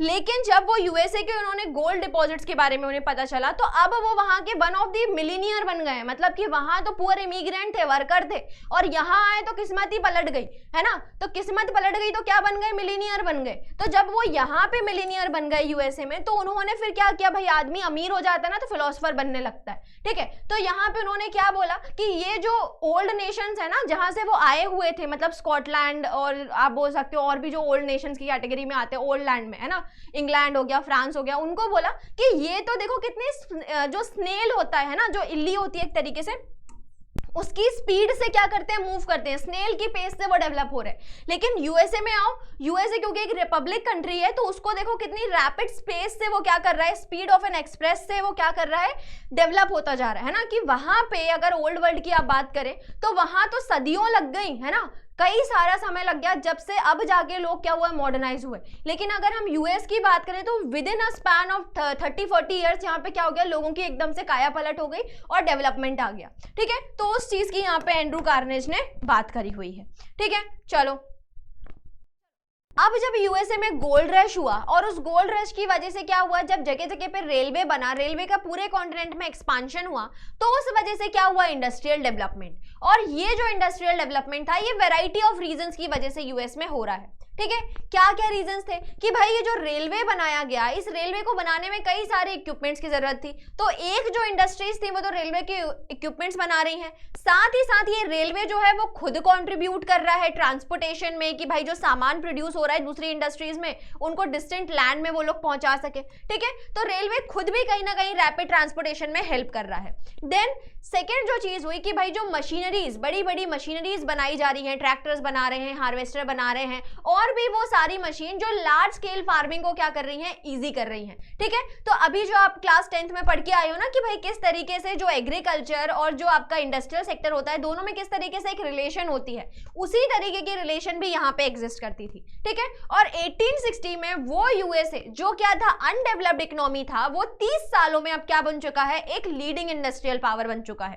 ठीक है, साथ ही साथ लार्ज स्केल फार्मिंग जो थी वो भी एक्सपांड हुई। 1819 में जो बाइसेंस का जो मारा जा रहा था वो भी एक तरीके से कंप्लीट हो गया। और 1892 में यूएस का जो कॉन्टिनेंटल एक्सपांशन था, मतलब कि वेस्ट ईस्टर्न बाउंड्री से लेके वेस्टर्न बाउंड्री तक जो कंटिन्यूअसली वो अपनी फ्रंटियर्स को पुश करे जा रहे थे, वो अब खत्म हो गया। क्यों खत्म हो गया? क्योंकि अब सी आ चुका है, खत्म हो गया लैंड, है ना। तो जब लैंड खत्म हो गया तब जाके वो रुके, है ना। और इस वजह से जो पैसिफिक और अटलांटिक ओशन के बीच का जो पूरा लैंड था उसमें हर जगह पे अब क्या हो चुका है, स्टेट्स का डेवलपमेंट। और ये सारी ही स्टेट अब क्या बन चुके हैं, यूनाइटेड स्टेट्स ऑफ अमेरिका।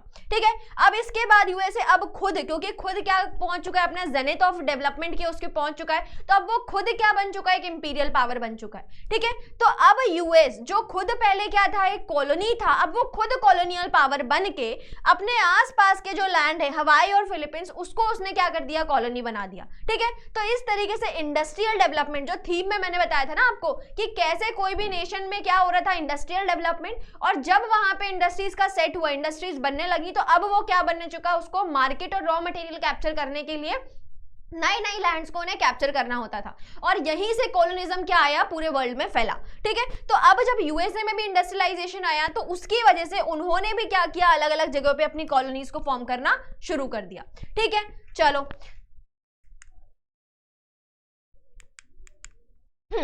अब देखो, यहां से तो हमने मतलब जितना भी आप बोल सकते हो एक तरीके से जो हिस्ट्री वाला पार्ट था वो हमने देख लिया कि भाई इकोनॉमी लेवल पे जो भी उनका डेवलपमेंट हो चुका था। अब पॉलिटिकल लेवल पे क्या चीजें हो रही थी, तो यूएस जो था वो एक क्या था, वो एक डेमोक्रेटिक कंट्री था, रिपब्लिक कंट्री था, है ना, जहां पे जो मोनार्की या आप बोल सकते हो ओल्ड वर्ल्ड से आए हुए लोग, जो जिनके अपने देशों में क्या चल रहा था, इंपीरियल रूल चल रहा था या राजा का रूल चल रहा था, वो यहाँ पे आके किस चीज की बात कर रहे हैं कि हम डेमोक्रेटिक हैं, हम कहीं ना कहीं इतने केपेबल हैं कि हम अपने देश का, अपने लैंड का जो एडमिनिस्ट्रेशन है वो खुद कर सकते हैं। तो यही जो यूएसए की जो डेमोक्रेटिक स्पिरिट थी, है ना, कि खुद अपने मैटर्स को सॉल्व करना, खुद अपने लिए डिसीजंस लेना, सॉवरेनिटी को मेंटेन करना, यही सभी उसको एक डिफरेंट आइडेंटिटी प्रोवाइड करती थी ओल्ड वर्ल्ड की मोनार्की और एरिस्टोक्रेटिक ऑर्डर्स से। ठीक है, तो इस चीज से क्या हुआ, वो उसको डिफरेंट कर रही थी बाकी मोनार्कीज और एरिस्टोक्रेटीज से। अब जब यूएस में कॉन्स्टिट्यूशन बना, तो कॉन्स्टिट्यूशन बनने से जो दो राइट थे उनकी सबसे ज्यादा सुप्रीमेसी थी। एक था राइट टू प्रॉपर्टी और दूसरा था राइट टू वोट। लेकिन दोनों ही किसको दिए गए, दोनों ही दिए गए व्हाइट्स लोगों को, नॉन व्हाइट्स को कोई भी राइट नहीं दिया। राइट टू प्रॉपर्टी एक ऐसा राइट है जो तो ऐसा था कि भाई यूएस में स्टेट भी उसको ओवरराइड नहीं कर सकता, कभी भी स्टेट भी उनसे उस राइट को नहीं ले सकता, है ना। जो अपनी कैपेबिलिटी, जिस इंसान के पास जितनी शक्ति है, जितना पावर है, जितना पैसा है, उस हिसाब से वो अपने रिसोर्सेज को बढ़ा सकता है। ठीक है, स्टेट भी कभी नहीं आएगी आपको ये बोलने के लिए अरे नहीं तुम तो गरीबों का हक खा रहे हो, क्यों खा रहे हो, कोई नहीं बोलेगा, है ना। अगर आपके पास उतनी स्किल है, अगर आपके पास उतना नॉलेज है, तो you have the free market, जितना चाहता है वो उतना एक्सपैंड करो, है ना। जो कैपिटलिज्म आया, जो फ्री मार्केट आया, वो इसी राइट टू प्रॉपर्टी की वजह से ही आया यूएस में।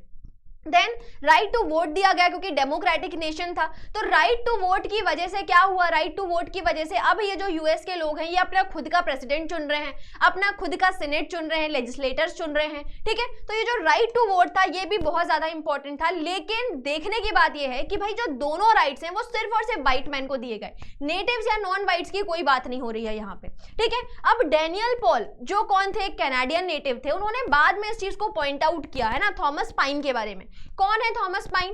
थॉमस पाइन एक ऐसे इंसान है who was considered as a champion of democracy, जो एक ऐसे आदमी जिन्होंने डेमोक्रेसी का आइडिया पूरे वर्ल्ड में फैलाया और जिनका मेजर कंट्रीब्यूशन था अमेरिकन वॉर ऑफ इंडिपेंडेंस में, साथ ही साथ फ्रेंच रेवोल्यूशन में भी डेमोक्रेसी की बात हुई थी। ठीक है, जहां पे उन्होंने ये बोला कि भाई ये जो थॉमस पाइन है ना, इनके पास डेमोक्रेसी का आइडिया कहां से आया, ये तो बिल्कुल एक नया कंसेप्ट है जो लोगों ने ना तो कभी देखा ना कभी सुना। तो इन्होंने ये जो डेमोक्रेसी का आइडिया था ये लिया हुआ था किस चीज से, इंडियन से, रेड इंडियन से, नेटिव से, है ना। क्योंकि उस टाइम पे जो नेटिव्स थे वो अपने आप को डेमोक्रेटिक फॉर्म पे क्या करते थे, गवर्न करते थे, है ना। जैसे अगर हम इंडिया की बात करें तो इंडिया में बोला तो ये जाता है कि भाई डेमोक्रेसी का आइडिया जो था वो हमारी कंट्री में ब्रिटेन से आया, है ना, ब्रिटिश हिस्टोरियंस ने इस तरीके से बताया। बट क्या ये सही है? नहीं, है ना। हमारे जो महाजनपद थे तो उसमें भी हमारे पास ऐसे कई सारे महाजनपद थे, लिच्छावीज थे, और भी जो नॉर्थ ईस्ट वाले एरिया में जो भी महाजनपद थे, उन्होंने क्या किया, वो पहले से ही कहीं ना कहीं क्या थे, वो पहले से ही अपने आप को रिपब्लिक मानते थे और वहीं से ही हमने बाद में क्या किया, रिपब्लिक का आइडिया लिया। ठीक है, तो यहां पे भी उन्होंने ये बोला कि भाई जो नेटिव्स है ना वो पहले से ही डेमोक्रेटिक थे। यूएस में जो यूरोपियंस आए और यहाँ सेटल हुए, अमेरिकन बने, उन्होंने तो बाद में ये चीज समझी, लेकिन पहले से ही इसका जो आइडिया था ये मॉडल किसको माना गया, उसमें इंडियंस को। देन यहाँ पे we were not the savages करके एक बुक लिखी गई जिसमें ये बताया गया कि भाई जो नेटिव अमेरिकन हैं they are the example who sowed the seed for the long drawn out movement towards the democracy for the people of Europe, है ना। कि वही वो लोग थे जिन्होंने सबसे पहले यूरोपियंस के दिमाग में डेमोक्रेसी का जो आइडिया था उसका बीज बोया था। ठीक है, तो ये रहे हमारे थॉमस पाइन जिन्होंने ये सारे आइडियाज की बात करी हुई है। ठीक, चलो अब विंड्स ऑफ चेंज, कि भाई धीरे धीरे हवा का जो रुख है वो कैसे बदल रहा है और अब जो यूरोपियंस हैं, जो अमेरिकन्स बन चुके हैं, आप उनके दिमाग में कैसे आप बोल सकते हो कि एक तरीके से कहीं ना कहीं नेटिव्स का भी ख्याल आ रहा है। ठीक है, तो अब हम उन चेंजेस के बारे में पढ़ रहे हैं जिनकी वजह से अब धीरे धीरे जो नेटिव्स थे उनको भी मेन स्ट्रीम सोसाइटी में या उनके भी आप बोल सकते हो राइट्स के बारे में बात करी गई। ठीक है, तो चलो लुइस मेरियम, ठीक है, ये रहे हमारे लुइस मेरियम। ये जो लुइस मेरियम है ये कौन है, एक सोशल साइंटिस्ट हैं जिन्होंने 1928 में, ठीक है, जब यूरोप में क्या अमेरिका में क्या हुआ, इकोनॉमिक डिप्रेशन आया, तो उस इकोनॉमिक डिप्रेशन के टाइम पे, है ना, उस टाइम के पहले यहाँ पे जो लुइस मेरियम है उन्होंने एक रिपोर्ट पब्लिश करी जिसका नाम क्या था, the problem of Indian administration. इस रिपोर्ट का आपको नाम याद रखना है और किसने लिखी हुई है ये भी नाम याद रखना है। ठीक है, तो जो लुइस मेरियम है उन्होंने 1928 में एक रिपोर्ट पब्लिश करी और उसमें उन्होंने ये बताया कि भाई जो नेटिव्स हैं वो किस तरीके से टेरिबली पुअर हेल्थ और एजुकेशन फैसिलिटीज से कहीं ना कहीं क्या है, वंचित हैं और अपने रिजर्वेशंस में ना तो उनको सैनिटेशन है, ना हेल्थ है, ना एजुकेशन है और वो सिर्फ वहां पे जबरदस्ती क्या करे गए हैं, वहां उस जगह पे भर दिए गए हैं। ठीक है, ये सब चीजें सुन के जो व्हाइट अमेरिकन थे उनको कहीं ना कहीं खराब लगा एंड दे फेल्ट सिंपैथी कि भाई नहीं, हमने सच में गलत किया है इन लोगों के साथ। और इस वजह से, क्योंकि देखो अब टाइम भी बहुत आगे आ चुके हैं, डेमोक्रेसी की बात कर चुके हैं, यूएन वगैरह बनने वाला है थोड़े सालों में, तो क्या हो गया है, मतलब एक माइंडसेट जो है वो चेंज हो रहा है। तो यहाँ पे उस टाइम के जो व्हाइट अमेरिकन थे उन्हें लगा कि नहीं, हमने गलत किया शायद नेटिव्स के साथ, तो इस वजह से they discourage the full exercise of their culture and denied the benefit of citizenship. उन्होंने ये बोला कि अब तक जो अमेरिकन क्या कर रहे थे, नेटिव्स के कल्चर को डिस्करेज कर रहे थे, है ना, उनको ये बोल रहे थे कि नहीं, तुम्हें अपना कल्चर फॉलो नहीं करना है, तुम तो मरना डिजर्व करते हो, तुम यहाँ से भाग जाओ, तुम्हें लैंड का यूटिलाइजेशन नहीं आता, कपड़े पहनने नहीं आते, बात करनी नहीं आती। तो वो जो भी कल्चर था जिसको डिस्करेज किया जा रहा था, अब उस चीज के लिए उन्होंने क्या किया कि अब उस कल्चर को डिस्करेज नहीं किया जाएगा। साथ ही साथ जो उनको बेनिफिट ऑफ सिटीजनशिप कहीं ना कहीं वंचित किया जा रहा था, है ना, कि राइट्स सारे के सारे जो थे वो व्हाइट मैन को दे दिए, नॉन व्हाइट के बारे में कुछ बात ही नहीं हुई, तो अब उन्हें सिटीजनशिप के राइट की भी बात करी जा रही है। ठीक है, देन ये सारी जब इस तरीके से सोसाइटी में एक तरीके का जो जनरल व्यू क्रिएट हो रहा है, तो उससे क्या रिजल्ट हुआ, तो इंडियन रीऑर्गेनाइजेशन एक्ट बनाया गया कब, 1934 में, जिसमें ये बोला गया कि भाई ये वो नेटिव जो कहाँ रह रहे हैं, रिजर्वेशंस में रह रहे हैं, अब उनके पास राइट है कि वो अपने खुद का लैंड क्या कर सकते हैं, परचेस कर सकते हैं, साथ ही साथ लोन्स भी ले सकते हैं अपनी प्रॉपर्टीज को एक्सपांड करने के लिए। ठीक है, अब 1950-60 में क्या हुआ था कि भाई जो सोसाइटी थी उसको ये लगा कि भाई इन लोगों को हमें क्या करना चाहिए, मेन स्ट्रीम सोसाइटी से जोड़ देना चाहिए, और उसके लिए अब वो जबरदस्ती उनके ऊपर क्या करने लगे, उनके बच्चों को इस इंग्लिश स्कूल में पढ़ाने लगे, उनके कल्चर को उनसे कहीं ना कहीं बोलने लगे कि नहीं, ये अपना कल्चर है, इस तरीके के कपड़े मत पहनो, इस तरीके के फेस्टिवल मत मनाओ, और हमारे तरीके से एक सिविलाइज सोसाइटी में रहो। ठीक है, तो 1954 में जब इस चीज के बारे में जो नेटिव्स थे उन्होंने क्या किया, रिवोल्ट किया, तो 1954 में एक डिक्लेरेशन ऑफ इंडियन राइट्स जो था वो प्रिपेयर किया गया, और नेटिव्स ने ये बोला कि हम उसके ऊपर तब ही साइन करेंगे, हम यूएस की सिटीजनशिप तब ही एक्सेप्ट करेंगे जब आप क्या करोगे, जब हमें हमारे रिजर्वेशंस में जो हमारा लैंड है उससे आप हमें नहीं भगाओगे, और हमारे जो ट्रेडिशंस हैं जो हम अभी तक अपने पूर्वजों से लेके आए हैं, इनहेरिट किया है, उसको आप क्या करोगे, उसमें हमें ऑटोनॉमी दोगे, उसके साथ कोई छेड़छाड़ नहीं होगी, तभी हम क्या करेंगे, तभी हम आपका जो यूएस का जो सिटीजनशिप है उसको एक्सेप्ट करेंगे, अदरवाइज हम खुश हैं हमारे रिजर्वेशंस में। ठीक है, तो ये सारी चीजें हो रही थी जहां से क्या किया जा रहा था कि नेटिव्स को भी मेन स्ट्रीम सोसाइटी से एक तरीके से जोड़ने की कोशिश करी जा रही है। ठीक है, हाँ, अब कनाडा में क्या डेवलपमेंट हो रहा है, तो भाई 1969 में जो गवर्नमेंट है कनाडा की, उन्होंने अनाउंस किया कि भाई जो एबोरिजिनल्स हैं उनके राइट्स को क्या किया जाएगा, रिकॉग्नाइज नहीं किया जाएगा, एंड इस वजह से हर जगह पे जो नेटिव्स थे वहां के, उन्होंने क्या किया, वेल ऑर्गेनाइज अपोजिशन किया उस चीज के लिए, कई सारे डेमोन्स्ट्रेशंस और डिबेट किए गए, जिसके बाद में उसका रिजल्ट क्या निकला कि भाई 1982 में कॉन्स्टिट्यूशन एक्ट पास किया गया, और उस कॉन्स्टिट्यूशन एक्ट के थ्रू ये बोला गया कि भाई जो एबोरिजिनल्स और जो नेटिव्स के साथ जो भी ट्रीटीज करी गई हैं इतने टाइम में लैंड से रिलेटेड, वो हम क्या कर रहे हैं, वो हम मान रहे हैं, उनको हम रिकॉग्नाइज कर रहे हैं, मतलब कि उनको हम सिटीजन मान रहे हैं, उनको हम लोग मान रहे हैं। इसके पहले तो उन्हें लोग भी नहीं मान रहे थे ना, कि भाई ये तो इंसान ही नहीं है, इनको भगाओ यहाँ से, इनके साथ क्या ट्रीटी करना है, इनके लैंड को कैप्चर करो और वहां पे रहना शुरू कर दो। तो अब जो भी ट्रीटीज हो रही थी उन सभी को क्या किया गया, एक्सेप्ट किया गया।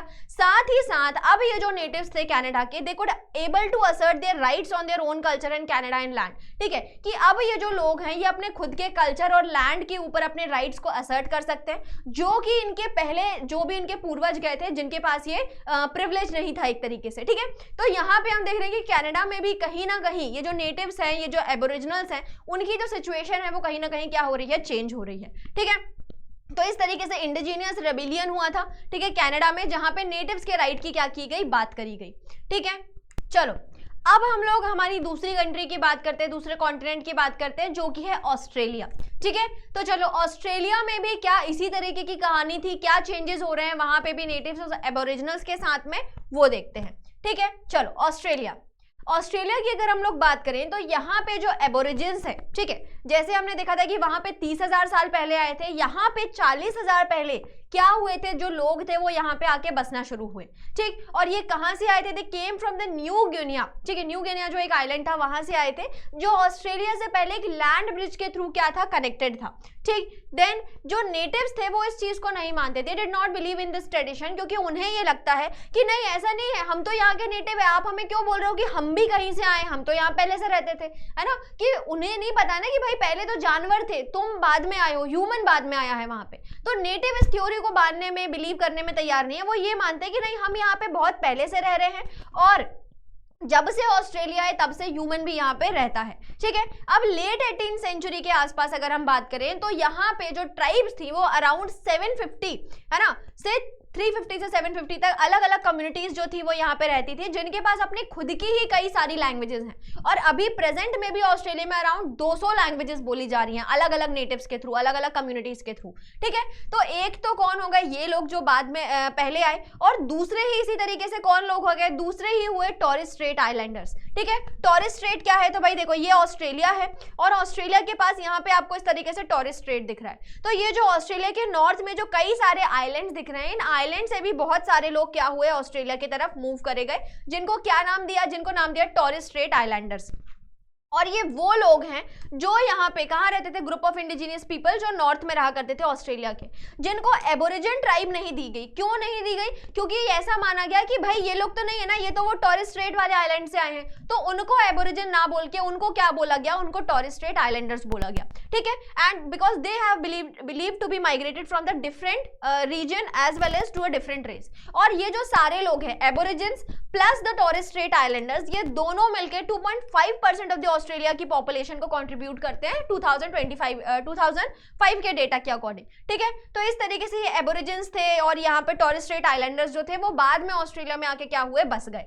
ठीक है, चलो अब यहाँ पे ऑस्ट्रेलिया की ज्योग्राफी समझते हैं कि भाई ऑस्ट्रेलिया किस तरीके से है, क्या क्या चीजें हैं। तो अगर हम ऑस्ट्रेलिया की बात करें तो ऑस्ट्रेलिया एक ऐसी कंट्री है जो स्पार्सली पॉपुलेटेड है, डेंस पॉपुलेटेड नहीं है। क्यों, मतलब लोग बहुत दूर दूर रहते हैं, क्योंकि बहुत बड़ा लैंड है, लोग भी बहुत कम है, तो बहुत दूर दूर रहते हैं, है ना, स्पार्सली पॉपुलेटेड है। और जनरली यहाँ पे जितने भी टाउन्स हैं वो सारे के सारे यहाँ देखो उनका जो ईस्टर्न कोस्ट है ना, जितने भी टाउन्स हैं वो सारे के सारे कोस्ट पे बने हुए हैं। क्यों, क्योंकि अगर हम मिड रीजन की बात करें तो यहाँ पे कई सारे डेजर्ट है। यहाँ पे गिब्सन डेजर्ट दिख रहा है, ग्रेट विक्टोरियन डेजर्ट दिख रहा है, तनामी डेजर्ट दिख रहा है ना, तो क्योंकि जो बीच वाला पार्ट है यहाँ पे बहुत सारा डेजर्ट है, इसलिए जितने भी टाउन्स बने वो सारे के सारे कहाँ बन गए, वो सारे के सारे कोस्टल रीजन पे बने हुए हैं। ठीक है, अब जब कैप्टन कुक और उनकी क्रू जब यहाँ पे आई तो उन्हें भी लगा कि भाई ये जो ऑस्ट्रेलियन लोग हैं ना, जो एबोरिजिन्स हैं, वो खुश है उनको देख के, वो बहुत एंथुजियास्टिक हैं, वो बहुत हैप्पी हैं कि आइए मालिक बैठिए हमारे यहाँ पे। तो उन्होंने भी कुछ ऐसी ही रिपोर्ट पब्लिश करी जिसमें उन्होंने ये बताया कि भाई नेटिव्स खुद चाहते हैं कि हम वहाँ जाएं, वहाँ रहें। ठीक है, तो इस वजह से यहाँ पे उन्होंने इस तरीके की एक फ्रेंडली और एंथुजियास्टिक रिपोर्ट बनाई, किसके बारे में, एबोरिजिन्स के बारे में। लेकिन सडनली यहाँ पे क्या हुए, इनके जज्बात बदल गए, मतलब आप बोल सकते हो वक्त बदल गया, जज्बात बदल गई वाली चीज हो गई यहाँ पे। कि क्या हुआ कि जैसे ही कैप्टन कुक को क्या कर दिया, उन्हीं नेटिव्स ने मार दिया, है ना। यहाँ पे एक हवाई आइलैंड था कि उस हवाई आइलैंड पे इन्होंने क्या कर दिया, यहाँ पे हवाई आइलैंड दिख रहा होगा, अच्छा इस मैप में नहीं है, ठीक है। तो यहाँ पे जो हवाई आइलैंड है, जब वहां पे कैप्टन कुक की डेथ कर दी गई, उनको मार दिया गया, तो उस वजह से जो ब्रिटिशर्स थे, उनके जो एबोरिजिन्स थे, जो ऑस्ट्रेलियंस थे, उनके बारे में एक तरीके से जो व्यू था वो चेंज हो गया। ठीक है, और वहां से उन्होंने जस्टिफाई करने लगे कि नहीं, ये लोग अगर हमारे साथ वॉयलेंस कर रहे हैं तो हमें भी इनके साथ उसी तरीके से ट्रीट करना पड़ेगा, है ना। जितने भी कॉलोनियल पावर्स हुए उन सभी ने इस ही तरीके के इंसिडेंट्स को क्या किया, अपना बेस बनाया कि आपने तो उनको एक थप्पड़ मारा, बदले में उनने आपको 100 थप्पड़ मार दिए। ठीक है, उस तरीके की चीज हो रही है। जैसे अगर हम इंडिया की भी बात करें तो इंडिया में हमारे यहाँ पे क्या हुआ था, ब्लैक होल ट्रेजेडी, है ना। उस ब्लैक होल ट्रेजेडी में कुछ एक ब्रिटिशर्स की डेथ हो गई और उसके बाद उन्होंने जो बदला लिया, तो भाई रिवोल्ट ऑफ 1857 और हर तरीके से उन्होंने इंडियंस को क्या किया, सप्रेस करना शुरू कर दिया। तो यहाँ पे भी जब कैप्टन कुक की डेथ हुई तो कैप्टन कुक को मारने के बाद जो ब्रिटिशर्स हैं उन्होंने भी अब ये जो नेटिव्स हैं उनके साथ क्या किया, वॉयलेंस वाला जो मेथड है उसको अपना लिया। और यहाँ पे ये देखा कि विद इन, है ना, कुछ सालों के बीच में यहाँ पे जो नेटिव्स थे उनकी 90% तक उनकी जो डेथ हो गई, है ना, कि 90% जो नेटिव्स की पॉपुलेशन थी उसको एक तरीके से खत्म कर दिया गया। और भले ही उसके अलग अलग रीजंस थे, लेकिन मेन जो कॉज था वो यही था कि ब्रिटिशर्स ने आके यहाँ पे, यूरोपियंस ने आके यहाँ पे क्या किया, वॉयलेंस किया। ठीक है, तो अलग अलग रीजंस क्या थे कि कुछ लोगों ने बोला कि भाई ये जो यूरोपियंस आए अपने साथ जर्म्स लेकर आए, है ना, तो उन जर्म्स की वजह से, क्योंकि ये लोग क्या थे, ये उस जो जर्म था उससे कहीं ना कहीं इंसुलेटेड थे, उनको वो जर्म से कहीं ना कहीं प्रोटेक्टेड थे। बट जब एक नया जर्म आया तो उसके कॉन्टैक्ट में आके उन्होंने क्या कर लिया और कई सारी बीमारियां घेर ली उनको और उनकी डेथ हो गई। Then the loss of their land and resources, की भाई जो यूरोपियंस आए उन्होंने उनके लैंड और रिसोर्सेज को कैप्चर कर लिया, तो उस लैंड और रिसोर्सेज के लिए जो लड़ाइयां हुई उसमें बहुत सारे लोगों की डेथ हो गई। और क्या बोला कि बहुत सारे लोगों की इन सेटलर्स के साथ लड़ाइयां भी हुई, बैटल्स भी हुई, जिसकी वजह से भी क्या हुआ, बहुत सारे लोगों की डेथ हो गई यहाँ पे। ठीक है, तो इस तरीके से 1920 सेंचुरी आते आते यहाँ पे 90% जो ऑस्ट्रेलियन नेटिव्स थे उनकी यहाँ पे डेथ हो गई। ठीक, चलो अब जो अर्ली सेटलर्स है ना, जब ब्रिटेन यहाँ आया तो ब्रिटेन ने किन लोगों को ऑस्ट्रेलिया में रहने को भेजा, तो वैसे तो बहुत सारे लोग आए, लेकिन मेनली किसको भेजा गया, मेनली भेजा गया कन्विक्ट्स को, जिन्होंने ब्रिटेन में कुछ क्राइम किया हुआ था, उनको बोला कि हम तुमको देश निकाला दे रहे हैं, हम तुमको तड़ी पार कर रहे हैं, कहाँ जाओ तुम, ऑस्ट्रेलिया में जाओ और वहीं जाके अपनी सजा काटो। ठीक है, और वहां ही रहोगे, इस शर्त पे भेज रहे हैं, वरना तो हम तुमको क्या कर सकते, हम तुमको फांसी दे देंगे, हम तुमको मार देंगे। लेकिन क्योंकि अब तुमको ऑस्ट्रेलिया भेज रहे हैं तो उसका यही कॉज होगा, यही उसकी शर्त होगी कि तब बिल्कुल वापस नहीं आना वहां से लौट के, अगर वापस आ गए, दिख गए हमको ब्रिटेन में, तो और तुमको मार डालेंगे। ठीक है, तो यहाँ पे कई सारे कन्विक्ट्स को इंग्लैंड से क्या कर दिया गया, डिपोर्ट कर दिया गया, जिनकी जेल टर्म खत्म होने के बाद ये टर्म रखा गया कि भाई तुम वापस नहीं आओगे, है ना, वहां से लौट के वापस नहीं आओगे, और जैसे ही तुम्हारी जेल टर्म होगी उसके बाद तुम क्या करोगे मालिक, तो भाई वहां पे बढ़िया तरीके से फ्री होके रहो, जो करना है वो लैंड को यूटिलाइज करो, अपना खेती बाड़ी करो, जो करना है करो। ठीक है, तो अब जब ये सारे कन्विक्ट्स वहां से जेल से निकले तो वहां से उन्हें लगा कि अरे वाह, अब अपन को चाहिए फुल इज्जत, है ना, अब इनको फुल इज्जत चाहिए। अब इन्होंने क्या बोला कि ठीक है, अब तो जो भी किया, क्राइम किया, ठीक है, हो गया, सब सजा वजा सब काट ली, तो अब ऑस्ट्रेलिया में ही रहना है, तो अब क्या करो, अब इनको क्या करो, इनको डोमिनेट करना शुरू कर दो। तो ये सारे लोग, ये सारे कन्विक्ट के साथ क्या हुआ, they felt no hesitation in ejecting the natives, है ना, उन्होंने सभी को, जितने भी नेटिव्स थे उन सभी को वहां पे इजेक्ट कर दिया, उनको वहां से भगा दिया, और उनका पूरा लैंड लेके उसको क्या करने लगे, वहां पे कल्टिवेशन करने लगे। ठीक है, एंड दिस रिजल्ट, अब इस चीज से क्या हुआ कि भाई कल्टिवेशन करे तो बड़े बड़े वास्ट शीप फार्म्स बनने लगे, माइनिंग स्टेशंस बनने लगे, ठीक है, wine yard and wheat farming होने लगी। ठीक है, और इस तरीके से ये सारी ही चीजें क्या हुई, धीरे धीरे ऑस्ट्रेलिया की प्रॉस्पेरिटी में इसको कंट्रीब्यूट किया। ठीक है, अब जब इन्होंने इन सारी चीजों को इकट्ठा कर लिया तो ऑस्ट्रेलिया में भी इस तरीके से क्या किया, उन्होंने कन्फेडरेशन बना ली, और उस कन्फेडरेशन की मदद से अब क्या पॉलिटिकल चेंजेस में अगर बात करें तो पहले इनकी टाइमलाइन डिस्कस कर लेते हैं हम लोग, है ना। तो यूरोपियंस जब कहां पहुंचे, ऑस्ट्रेलिया पहुंचे, तो 1606 में जो डच ट्रैवलर्स हैं उन्होंने सबसे पहले ऑस्ट्रेलिया को देखा, डिस्कवर किया। ठीक है, उसके बाद 1642 में जो तस्मान लैंड था, जो एक आइलैंड था, उसके ऊपर कैप्चर किया गया, और बाद में उसको क्या नाम दे दिया गया, बाद में उसको नाम दिया तस्मानिया का। देन 1770 में जो जेम्स कुक थे वो कहां पहुंचे, बॉटनी बे, और उस बॉटनी बे पे पहुंच के उन्होंने बाद में उसको रीनेम कर दिया, और क्या नाम दिया उसका, साउथ वेल्स। ठीक है, तो यहाँ पे जो न्यू साउथ वेल्स है, वेल्स जो एक कंट्री थी कहाँ पे, यूरोप में, इटली में, वैसे ही उन्होंने क्या नाम दे दिया, इसको दे दिया कि न्यू साउथ में एक कंट्री बना दी हमने, वेल्स। ठीक है, उसके बाद 1788 में जो ब्रिटिश पीनल कॉलोनी थी वो वहां पे फॉर्म करी गई, और सिडनी जो सिटी थी वो यहाँ पे बनाई गई। ठीक है, मतलब जिन कन्विक्ट्स को वो भेजा करते थे ना, तो उसके लिए उन्होंने ब्रिटिश पीनल कोड स्टैब्लिश करने के लिए सिडनी में वो सारी जो स्टैब्लिशमेंट था, एडमिनिस्ट्रेशन था, वो यहाँ पे उन्होंने सेट किया। तो इस तरीके से जब ऑस्ट्रेलिया का क्या किया गया, ऑस्ट्रेलिया को एडमिनिस्टर करने की बात आई, तो अब उन्होंने ये बोला कि ऑस्ट्रेलिया के जितने भी स्टेट्स हैं उनको यूनाइट करो, और यूनाइट करके यहाँ पे किस चीज की जरूरत पड़ी, कैपिटल की। तो 1911 में उन्होंने एक जगह की बात करी कि भाई यहाँ पे हम एक कैपिटल बनाएंगे। तो पहले उसका नाम क्या रखा गया, पहले उसका नाम रखा वुल व्हीट गोल्ड, है ना, क्यों, क्योंकि यहाँ पे वुल व्हीट गोल्ड तीनों चीजें उनको मिल जाती थी। तो पहले उसका नाम वुल व्हीट गोल्ड रखा, और बाद में उसका नाम क्या रखा, बाद में उसका नाम चेंज करके कैनबरा रखा, जिसका मतलब हुआ मीटिंग प्लेस। ठीक है, तो यहाँ पे देखो ये कैनबरा दिख रहा है आपको इधर, जिसको पहले नाम क्या था, वुल व्हीट गोल्ड था, बाद में इसका नाम चेंज करके उन्होंने कैनबरा रखा। ठीक है, अब यहाँ पे जब इस तरीके की सिटीज बनाई जा रही हैं, ट्रांसपोर्टेशन बनाया जा रहा है, तो उन्हें काम करने के लिए कई सारे वर्कर्स की जरूरत थी। तो इस वजह से पहले कई सारे चाइनीज वर्कर्स को लाया गया, लेकिन बाद में उनके ऊपर बैन लगा दिया।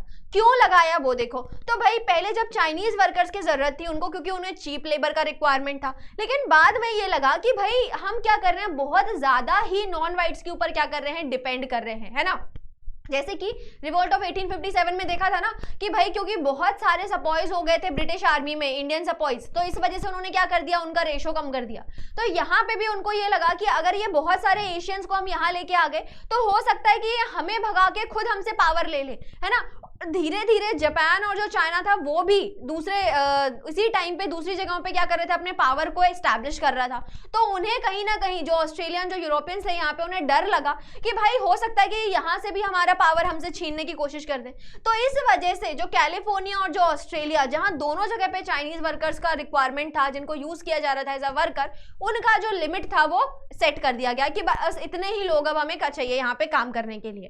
और 1974 में ये चीज और ज्यादा उजागर हुई कि भाई जो डार्क पीपल है साउथ एशिया से और साउथ ईस्ट एशिया वाले लोगों से, अगर इनको नहीं रोका गया तो ऐसा हो सकता है कि ये बहुत ज्यादा नंबर में आके ऑस्ट्रेलिया में आके बस जाए, क्योंकि है तो पास में उनके, है ना। तो इस वजह से उन्होंने ये सोचा कि अगर हमने इन लोगों को क्या किया, इनका नंबर सेट नहीं किया, इनके ऊपर लिमिट नहीं लगाई, तो ऐसा हो सकता है कि हम तो कम रह जाएंगे और ये लोग आके यहाँ पे मेजोरिटी में आ जाएंगे, ठीक है। तो इस वजह से क्या हुआ, उनके ऊपर रिस्ट्रिक्शंस लगाए गए, बैन लगाया गया कि चाइनीज और जो एशियंस है वो यहाँ पे लिमिटेड नंबर में ही आएंगे। And the government policy to keep non white people out, ताकि जो नॉन वाइट पीपल है उनको हर चीजों से अलग किया जा सके ऑस्ट्रेलिया में, ठीक है। चलो अब एक और टाइमलाइन आ गई यहाँ पे, ठीक है। तो यहाँ पे डेवलपमेंट ऑफ ऑस्ट्रेलिया की हम लोग बात करें तो सेल्फ गवर्नमेंट ग्रांटेड हुआ ऑस्ट्रेलिया को कब, 1850 में, जब यहाँ पे क्या था कि देखो यहाँ पे ना कई सारी कॉलोनीज थी। तो कई सारे लोगों ने ये बोला कि हम क्या करते हैं, कॉन्फेडरेशन बना लेते हैं, मिल के, अलग अलग स्टेट्स से, 5-6 स्टेट से अलग अलग पावर वहां पे रूल करते थे। तो उन्होंने मिल के डिसाइड किया कि हम क्या करेंगे, अब हम भी अपने आप को कॉलोनी बना रहे हैं, है ना। तो यहाँ पे उन्होंने सेल्फ गवर्नमेंट मिल गया उनको, अपने अपने कॉलोनीज में जहां जहां पे भी रूल था वहां पे उन्होंने अपना खुद का गवर्नमेंट स्टैब्लिश कर लिया। देन चाइनीज कुली इमिग्रेशन जो था, जिसमें चाइनीज को ऐसा कुली लाया जाता था, उसके ऊपर बैन लगा दिया गया, ठीक है। उसके बाद गोल्ड रश, जब यहाँ पे गोल्ड माइन की डिस्कवरी हुई तो वहां से वापस से, जैसे वो लोग यूएस भाग रहे थे वैसे ही अब सारे के सारे ऑस्ट्रेलिया भागने लगे। Then federation, formation of federation of Australia, कई सारे एक इंडिविजुअल यूनिट्स हुई जिन्होंने एक साथ मिलकर क्या बना लिया, इस तरीके से यूएस बना लिया विद 6 स्टेट्स। और जो कैनबर्रा है उसको क्या किया गया, एज अ कैपिटल स्टैब्लिश किया गया, उसको डिक्लेयर किया गया कि हम पूरा जो ऑस्ट्रेलिया है ये कॉन्टिनेंट तो है ही, लेकिन हम इस पूरे को एक क्या बोलते हैं, कंट्री बोलते हैं। और कंट्री की कैपिटल क्या होगी, हमारी कैनबर्रा कैपिटल होगी। देन 1948-75 में, है ना, 1948 से 75 में 2 मिलियन यूरोपियंस जो हैं वो अब क्या हो चुके हैं, ऑस्ट्रेलिया में माइग्रेट कर चुके हैं। तो बहुत सारे यूरोपियंस अब क्या कर चुके हैं, ऑस्ट्रेलिया में माइग्रेट कर चुके हैं, वहां की वेल्थ देख के, वहां के नेचुरल रिसोर्स देख के, वहां पे बहुत सारे यूरोपियंस आके यहाँ पे बस गए, ठीक है। अब विंड ऑफ चेंज, कि भाई जिनका लैंड है उनको तो भगा दिया और उसके जगह पे आके खुद आके बैठ गए और उनके रिसोर्स को कैप्चर कर लिया गया। तो उन नेटिव्स की, उन एबोरिजिन्स की तो कहीं बात ही नहीं हो रही है, ठीक है। तो इन सब चीजों में अब क्या चेंज हुआ, कैसे वापस से अब ऑस्ट्रेलिया में हवा का रुख बदल रहा है, वो हमें देखना है। तो 1968 में क्या हुआ, जो एंथ्रोपोलॉजिस्ट थे VEH स्टेनर, उन्होंने ये बोला, उन्होंने एक बहुत बढ़िया सा लेक्चर दिया और उस लेक्चर में उन्होंने ये बात करी कि भाई ये ग्रेट ऑस्ट्रेलियन साइलेंस है ना, कि अभी तक आप ऑस्ट्रेलिया की हिस्ट्री लिख रहे हो लेकिन उसमें कहीं एबोरिजिन्स की तो बात ही नहीं करी जा रही है ना। सिर्फ और सिर्फ यूरोपियंस का कंट्रीब्यूशन वहां पे देखा जा रहा है कि भाई यूरोपियन ने ये किया, यूरोपियन ने वो किया, लेकिन एबोरिजिन्स कहाँ है इसमें, उनके बारे में तो कोई बात ही नहीं करी जा रही है, ठीक है। So this was the silence of historians about the aborigines. Then Henry Reynolds जो है, उन्होंने एक और बुक, उन्होंने भी एक बुक लिखी, व्हाई वरंट वी टोल्ड, ठीक है। तो व्हाई वरंट वी टोल्ड में वो ये बताते हैं कि भाई हमें जो हिस्टोरियंस अभी तक किताबें लिख रहे हैं उसमें कहीं भी हमें उन एबोरिजिन्स के बारे में क्यों नहीं बताया जा रहा है, क्यों हमें उनके नॉलेज से, उनके कल्चर से हमें वंचित रखा जा रहा है, क्यों हमें उनके बारे में तो कहीं डिस्कशन ही नहीं हो रहा है। लोग ऑस्ट्रेलिया की हिस्ट्री लिख रहे हैं लेकिन उस हिस्ट्री में उन एबोरिजिन्स का कहीं नाम ही नहीं है, ठीक है। तो इन सब चीजों की वजह से ही condemn the practice of writing Australian history, और उन्होंने ये बोला कि ये हिस्ट्री लिख रहे हो और उसको शुरुआत ही तुम कहां से कर रहे हो, कैप्टन कुक से। मतलब कैप्टन कुक के पहले क्या ऑस्ट्रेलिया में कुछ नहीं था, कैप्टन कुक तो बाद में आए ना, उनके पहले तो एबोरिजिन्स आ चुके थे। तो वो जो 20,000 साल की हिस्ट्री है वो कहाँ है, उसकी तो किसी ने बात ही नहीं करी, ठीक है। तो उस चीज की यहाँ पे बात हो रही है। और जब इस तरीके से नए आइडियाज आ रहे हैं सोसाइटी में तो उसमें क्या डेवलपमेंट हो रहा है वो देखो, क्या रिफॉर्म्स हुए। तो भाई अब जितनी भी ऑस्ट्रेलिया में यूनिवर्सिटीज थी उन्होंने इंस्टीट्यूशंस बनाए जो किसको स्टडी करेंगे, नेटिव कल्चर को वो स्टडी करेंगे। साथ ही साथ कई सारी ऐसी नेटिव आर्ट गैलरीज बनाई गई जिसमें उन नेटिव से रिलेटेड क्या किया गया, कई सारे उनके आर्टिफैक्ट्स वगैरह, किस तरीके का उनका कल्चर होता है। जैसे कल मैंने आपको एक वो बताया था ना, ट्राइबल म्यूजियम वाला पार्ट, है ना। तो वो जो ट्राइबल म्यूजियम वाली चीज थी वही यहाँ पे क्या हुई, इस तरीके से आर्ट गैलरीज की हमने बात करी। देन मल्टीकल्चरलिज्म, ठीक है। मल्टीकल्चरलिज्म क्या हुआ कि भाई बहुत सारे जो लोग थे, बहुत सारे लोग अलग अलग कल्चर के लोग हैं ना, अलग अलग ट्राइबल लोग हैं, तो अब यूरोपियंस अपने आप को नेटिव से अलग नहीं समझ रहे, बोलते कि ठीक है आप भी रहो हम भी रहो, मिल के रहते हैं, है ना। तो जो मल्टीकल्चरलिज्म है वो 1974 से क्या हुआ, यहाँ पे ऑस्ट्रेलिया में आने लगा, और equal respect to native cultures and different cultures of the immigrants from Europe and Asia, है ना, कि इमिग्रेंट्स के कल्चर को, मतलब की बात यह है कि भाई जो नेटिव्स हैं उनके कल्चर को भी उतना ही रिस्पेक्ट होगा जितना कि जो बाहर से आए हुए, यूरोप और एशिया से आए हुए इमिग्रेंट्स कल्चर को, है ना। मतलब सब अब मिलजुल के बढ़िया तरीके से मल्टीकल्चरलिज्म की जो पॉलिसी थी वो यहाँ पे लेकर आ गए। And no treaties with the natives and the government termed the land, है ना, कि अब बाद में ये बात करी गई कि भाई जब यूएन वगैरह में राइट्स का डिस्कशन हुआ तो ये बोला कि हमने तो कभी उन नेटिव्स के साथ कोई ट्रीटी ही नहीं करी, और ऑस्ट्रेलिया गवर्नमेंट थी वो बहुत लंबे समय तक ऑस्ट्रेलिया के लैंड को क्या बोलती थी, टेरा नलियस, मतलब कि ये ऑस्ट्रेलिया किसी को बिलोंग नहीं करता, ये तो हम आ गए यहाँ पे कैप्चर कर लिया गया, ठीक है। तो यहाँ पे इस तरीके के जो आइडियाज थे उनकी बात करी गई कि भाई क्यों ऑस्ट्रेलिया गवर्नमेंट, है ना, ये जो लैंड है इसको किसी को बिलोंगिंग नहीं समझती, यही तो बिलोंग करता है ना, नेटिव्स को बिलोंग करता है, तो क्यों ऑस्ट्रेलियन गवर्नमेंट जो है वो इस तरीके की बातें करती है, ठीक है। देन जुडिथ राइट, ठीक है, जुडिथ राइट कौन है, जुडिथ राइट एक फीमेल पोएट हैं जिन्होंने ये बताया हुआ है कि ये एक ऑस्ट्रेलियन राइटर हैं जिन्होंने कई सारी पोएम्स लिखी हुई हैं about the rights of Australian Aborigines, जिनमें वो बात करती हैं किन के राइट्स के बारे में, ऑस्ट्रेलियन एबोरिजिन्स के राइट के बारे में। And she wrote many poems about the loss created by keeping the white people, है ना, keeping the white people and the native apart. वो उस लॉस की बात करती हैं कि उस वजह से क्योंकि वाइट और नेटिव्स को अलग रखा गया तो दोनों को कितना बड़ा लॉस हुआ उस चीज का, ठीक है। देन एबोरिजिन्स के साथ ये जो जितनी भी आप बोल सकते हो एक तरीके से जो भी गलत हो रहा था उसको लेके बाद में उन्होंने कई तरीके की एजिटेशंस करी, और उन एजिटेशन से दो रिजल्ट आए। क्या क्या है, पहली चीज ये हुई कि भाई ये जो एबोरिजिन्स हैं इनको रिकॉग्नाइज किया गया कि दे हैव द स्ट्रॉन्ग, है ना, they have the strong historic bond with that sacred land, वो बहुत टाइम से यहाँ पे रह रहे हैं और ऑस्ट्रेलिया उनके लिए क्या है, एक पवित्र भूमि है। इस चीज को जो ऑस्ट्रेलियन गवर्नमेंट है उसको क्या करना पड़ेगा, रिकॉग्नाइज करना पड़ेगा, and this should be respected, ठीक है। और दूसरी चीज ये हुई कि भले ही जो पुराना टाइम पे यूरोपियंस ने उनके साथ किया उसको अंडन नहीं कर सकते, है ना, जो पहले गलतियां कर दी है उसको पास्ट में जाके सुधार नहीं सकते ना, टाइम मशीन नहीं है। तो यहाँ पे उन्होंने क्या बोला कि ठीक है उस टाइम पे नहीं सुधार सकते हो, लेकिन आज आप क्या करो, उन लोगों से माफी मांगो पब्लिकली। यूरोपियन से ये बोला गया कि तुम उन नेटिव से क्या करो, पब्लिक अपॉलॉजी करो, और उनके बच्चों के साथ जो भी इनजस्टिस किया गया है ना, attempt to keep white and coloured people apart, उनको आप क्या कर सको। बहुत समय तक क्या होता था कि ये जो नेटिव्स थे उनके बच्चों को कैप्चर कर लिया जाता था for the purpose of work, है ना, उनको स्लेव बना दिया इस तरीके से, तो बिना माँ बाप की परमिशन से उन बच्चों को किडनैप करके उनसे काम किया जाता था।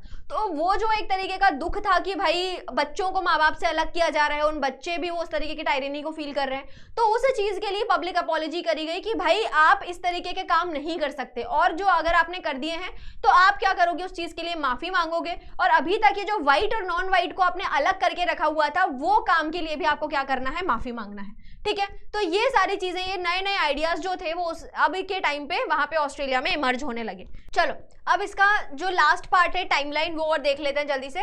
तो 1974 में जो व्हाइट ऑस्ट्रेलियन पॉलिसी थी उसको खत्म कर दिया गया, ठीक है, और उसकी जगह पे जो एशियन एमिग्रेंट्स थे उनकी जो एंट्री जिसको बैन कर दिया गया था उसको अलाउड कर दिया। देन 1992 में ऑस्ट्रेलियन हाई कोर्ट जो था उसने ये डिक्लेयर किया कि भाई जो टेरा नलियस की बात करी गई है ना कि this land belongs to nobody, उसको अब क्या कर दिया, उसको इनवैलिड डिक्लेयर कर दिया, and they recognize native rights on land before 1770, है ना। ये बोला गया कि भाई ये लैंड किसको बिलोंग करता है, ये नेटिव्स को बिलोंग करता है, और ये जितनी भी ट्रीटीज हैं जो 1770 की पहली सिचुएशन थी वही नेटिव्स की भी सिचुएशन अभी भी होगी। 1995 में नेशनल इंक्वायरी करी गई into the separation of the Aboriginals and Torres Strait Islander children from their families. इस चीज बात की इंक्वायरी करी गई कि भाई जो यूरोपियंस ने जब जो एबोरिजिनल्स थे, जो नेटिव्स थे और जो टॉरेस स्ट्रेट आइलैंडर्स थे उनसे उनके बच्चों को क्या किया, किडनैप करके उनसे जब वो काम करवाते थे तो उस बारे में पता लगाया गया, और जब ये चीज सही प्रूव हुई कि हाँ ऐसा सच में हुआ था तो 1999 में 26 मई को ऑस्ट्रेलिया में क्या मनाया गया, नेशनल सॉरी डे। और उस नेशनल सॉरी डे में एक अपॉलॉजी दी गई कि भाई for the children lost from the 1820 to 1970 की 1820 से 1917 को इन सारे बच्चों को जिनको अबडक्ट किया गया था उन सभी के लिए जो ऑस्ट्रेलियन गवर्नमेंट है, जो यूरोपियंस है, वो क्या बोल रहे हैं, वो अपनी अपॉलॉजी को रिप्रेजेंट कर रहे हैं, ठीक है। चलो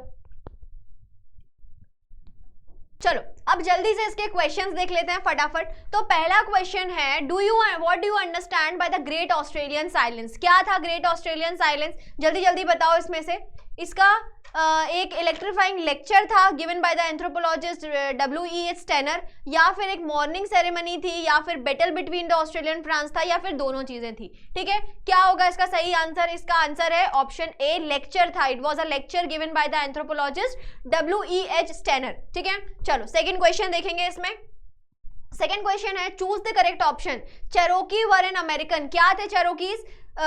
एलिट्स थे, ट्राइब थे, नेटिव्स थे, या सेटलर्स थे? क्या होगा इसका आंसर? जल्दी बताओ। इसका आंसर होगा बी, चेरोकी ट्राइब थी, है ना। देखा था ना किस तरीके से उन्हें जॉर्जिया से उन्हें वहां खदेड़ के कहां लेके चले गए थे? वेस्टर्न तरफ। देन नेक्स्ट क्वेश्चन है, who were the early European British settlers in Australia? ठीक है, कि वो कौन थे जिनको यूरोपियन और ब्रिटिश लोग जिनको ऑस्ट्रेलिया में सेटलर के थ्रू एज अ सेटलर भेजा गया था। So option A, convict who had been deported from Africa, convicts who had been deported from England, then the Australian tribals, या all of these? कौन थे ये settlers? सीधी सी बात है ना भाई, option B, convicts who had been deported from the England। England में जिन लोगों ने क्राइम करे थे उनको क्या कर दिया गया था? उनको भेज दिया गया था कहाँ पे? ऑस्ट्रेलिया में। चलो अभी आया हमारा subjective question, that what was the nature of the European countries to establish colony? कि जब यूरोपियंस ने कॉलोनीज अपनी स्टैब्लिश करी तो उनका क्या ऑब्जेक्टिव था? ठीक है, और जो ऑब्जेक्टिव था उसके बाद में जो कॉलोनीज बनी उनका नेचर क्या था? ठीक है, तो ये दो क्वेश्चन है, पहले में आपको ऑब्जेक्टिव बताना है और दूसरे में उन कॉलोनीज का क्या बताना है? नेचर बताना है। ठीक है, तो ये रहा क्वेश्चन आंसर हमारा कि मेन ऑब्जेक्टिव क्या था इनका, कि अर्न प्रॉफिट करना, है ना। प्रॉफिट के लिए उन्होंने कॉलोनीज को स्टैब्लिश किया था। उसके बाद जो नेचर ऑफ कंट्रोल था कि भाई साउथ एशिया में क्या करते थे? साउथ एशिया में उन लोगों ने डायरेक्ट पूरा जो एडमिनिस्ट्रेशन था वो अपने हाथ में ले लिया था। और अफ्रीका की बात करें तो वहां पे क्या किया था? सिर्फ कोस्टल एरिया जो था वहां पे उन्होंने ट्रेड किया। देन अगर न्यूजीलैंड, आयरलैंड वगैरह की बात करें यहाँ पे, तो उन्होंने एज अ सेटलर वो लोग गए और वहां पे उन्होंने अपना काम किया। ठीक है, so this is all about the lecture. Thank you so much. अगर आपको ये लेक्चर पसंद आया है तो प्लीज कमेंट बॉक्स में बताइए आपके जो भी सजेशन है, रिव्यूज हैं, जो भी प्रॉब्लम्स है जो आप हमारे साथ डिस्कस करना चाहते हैं वो भी लिखें। ठीक है, थैंक यू सो मच।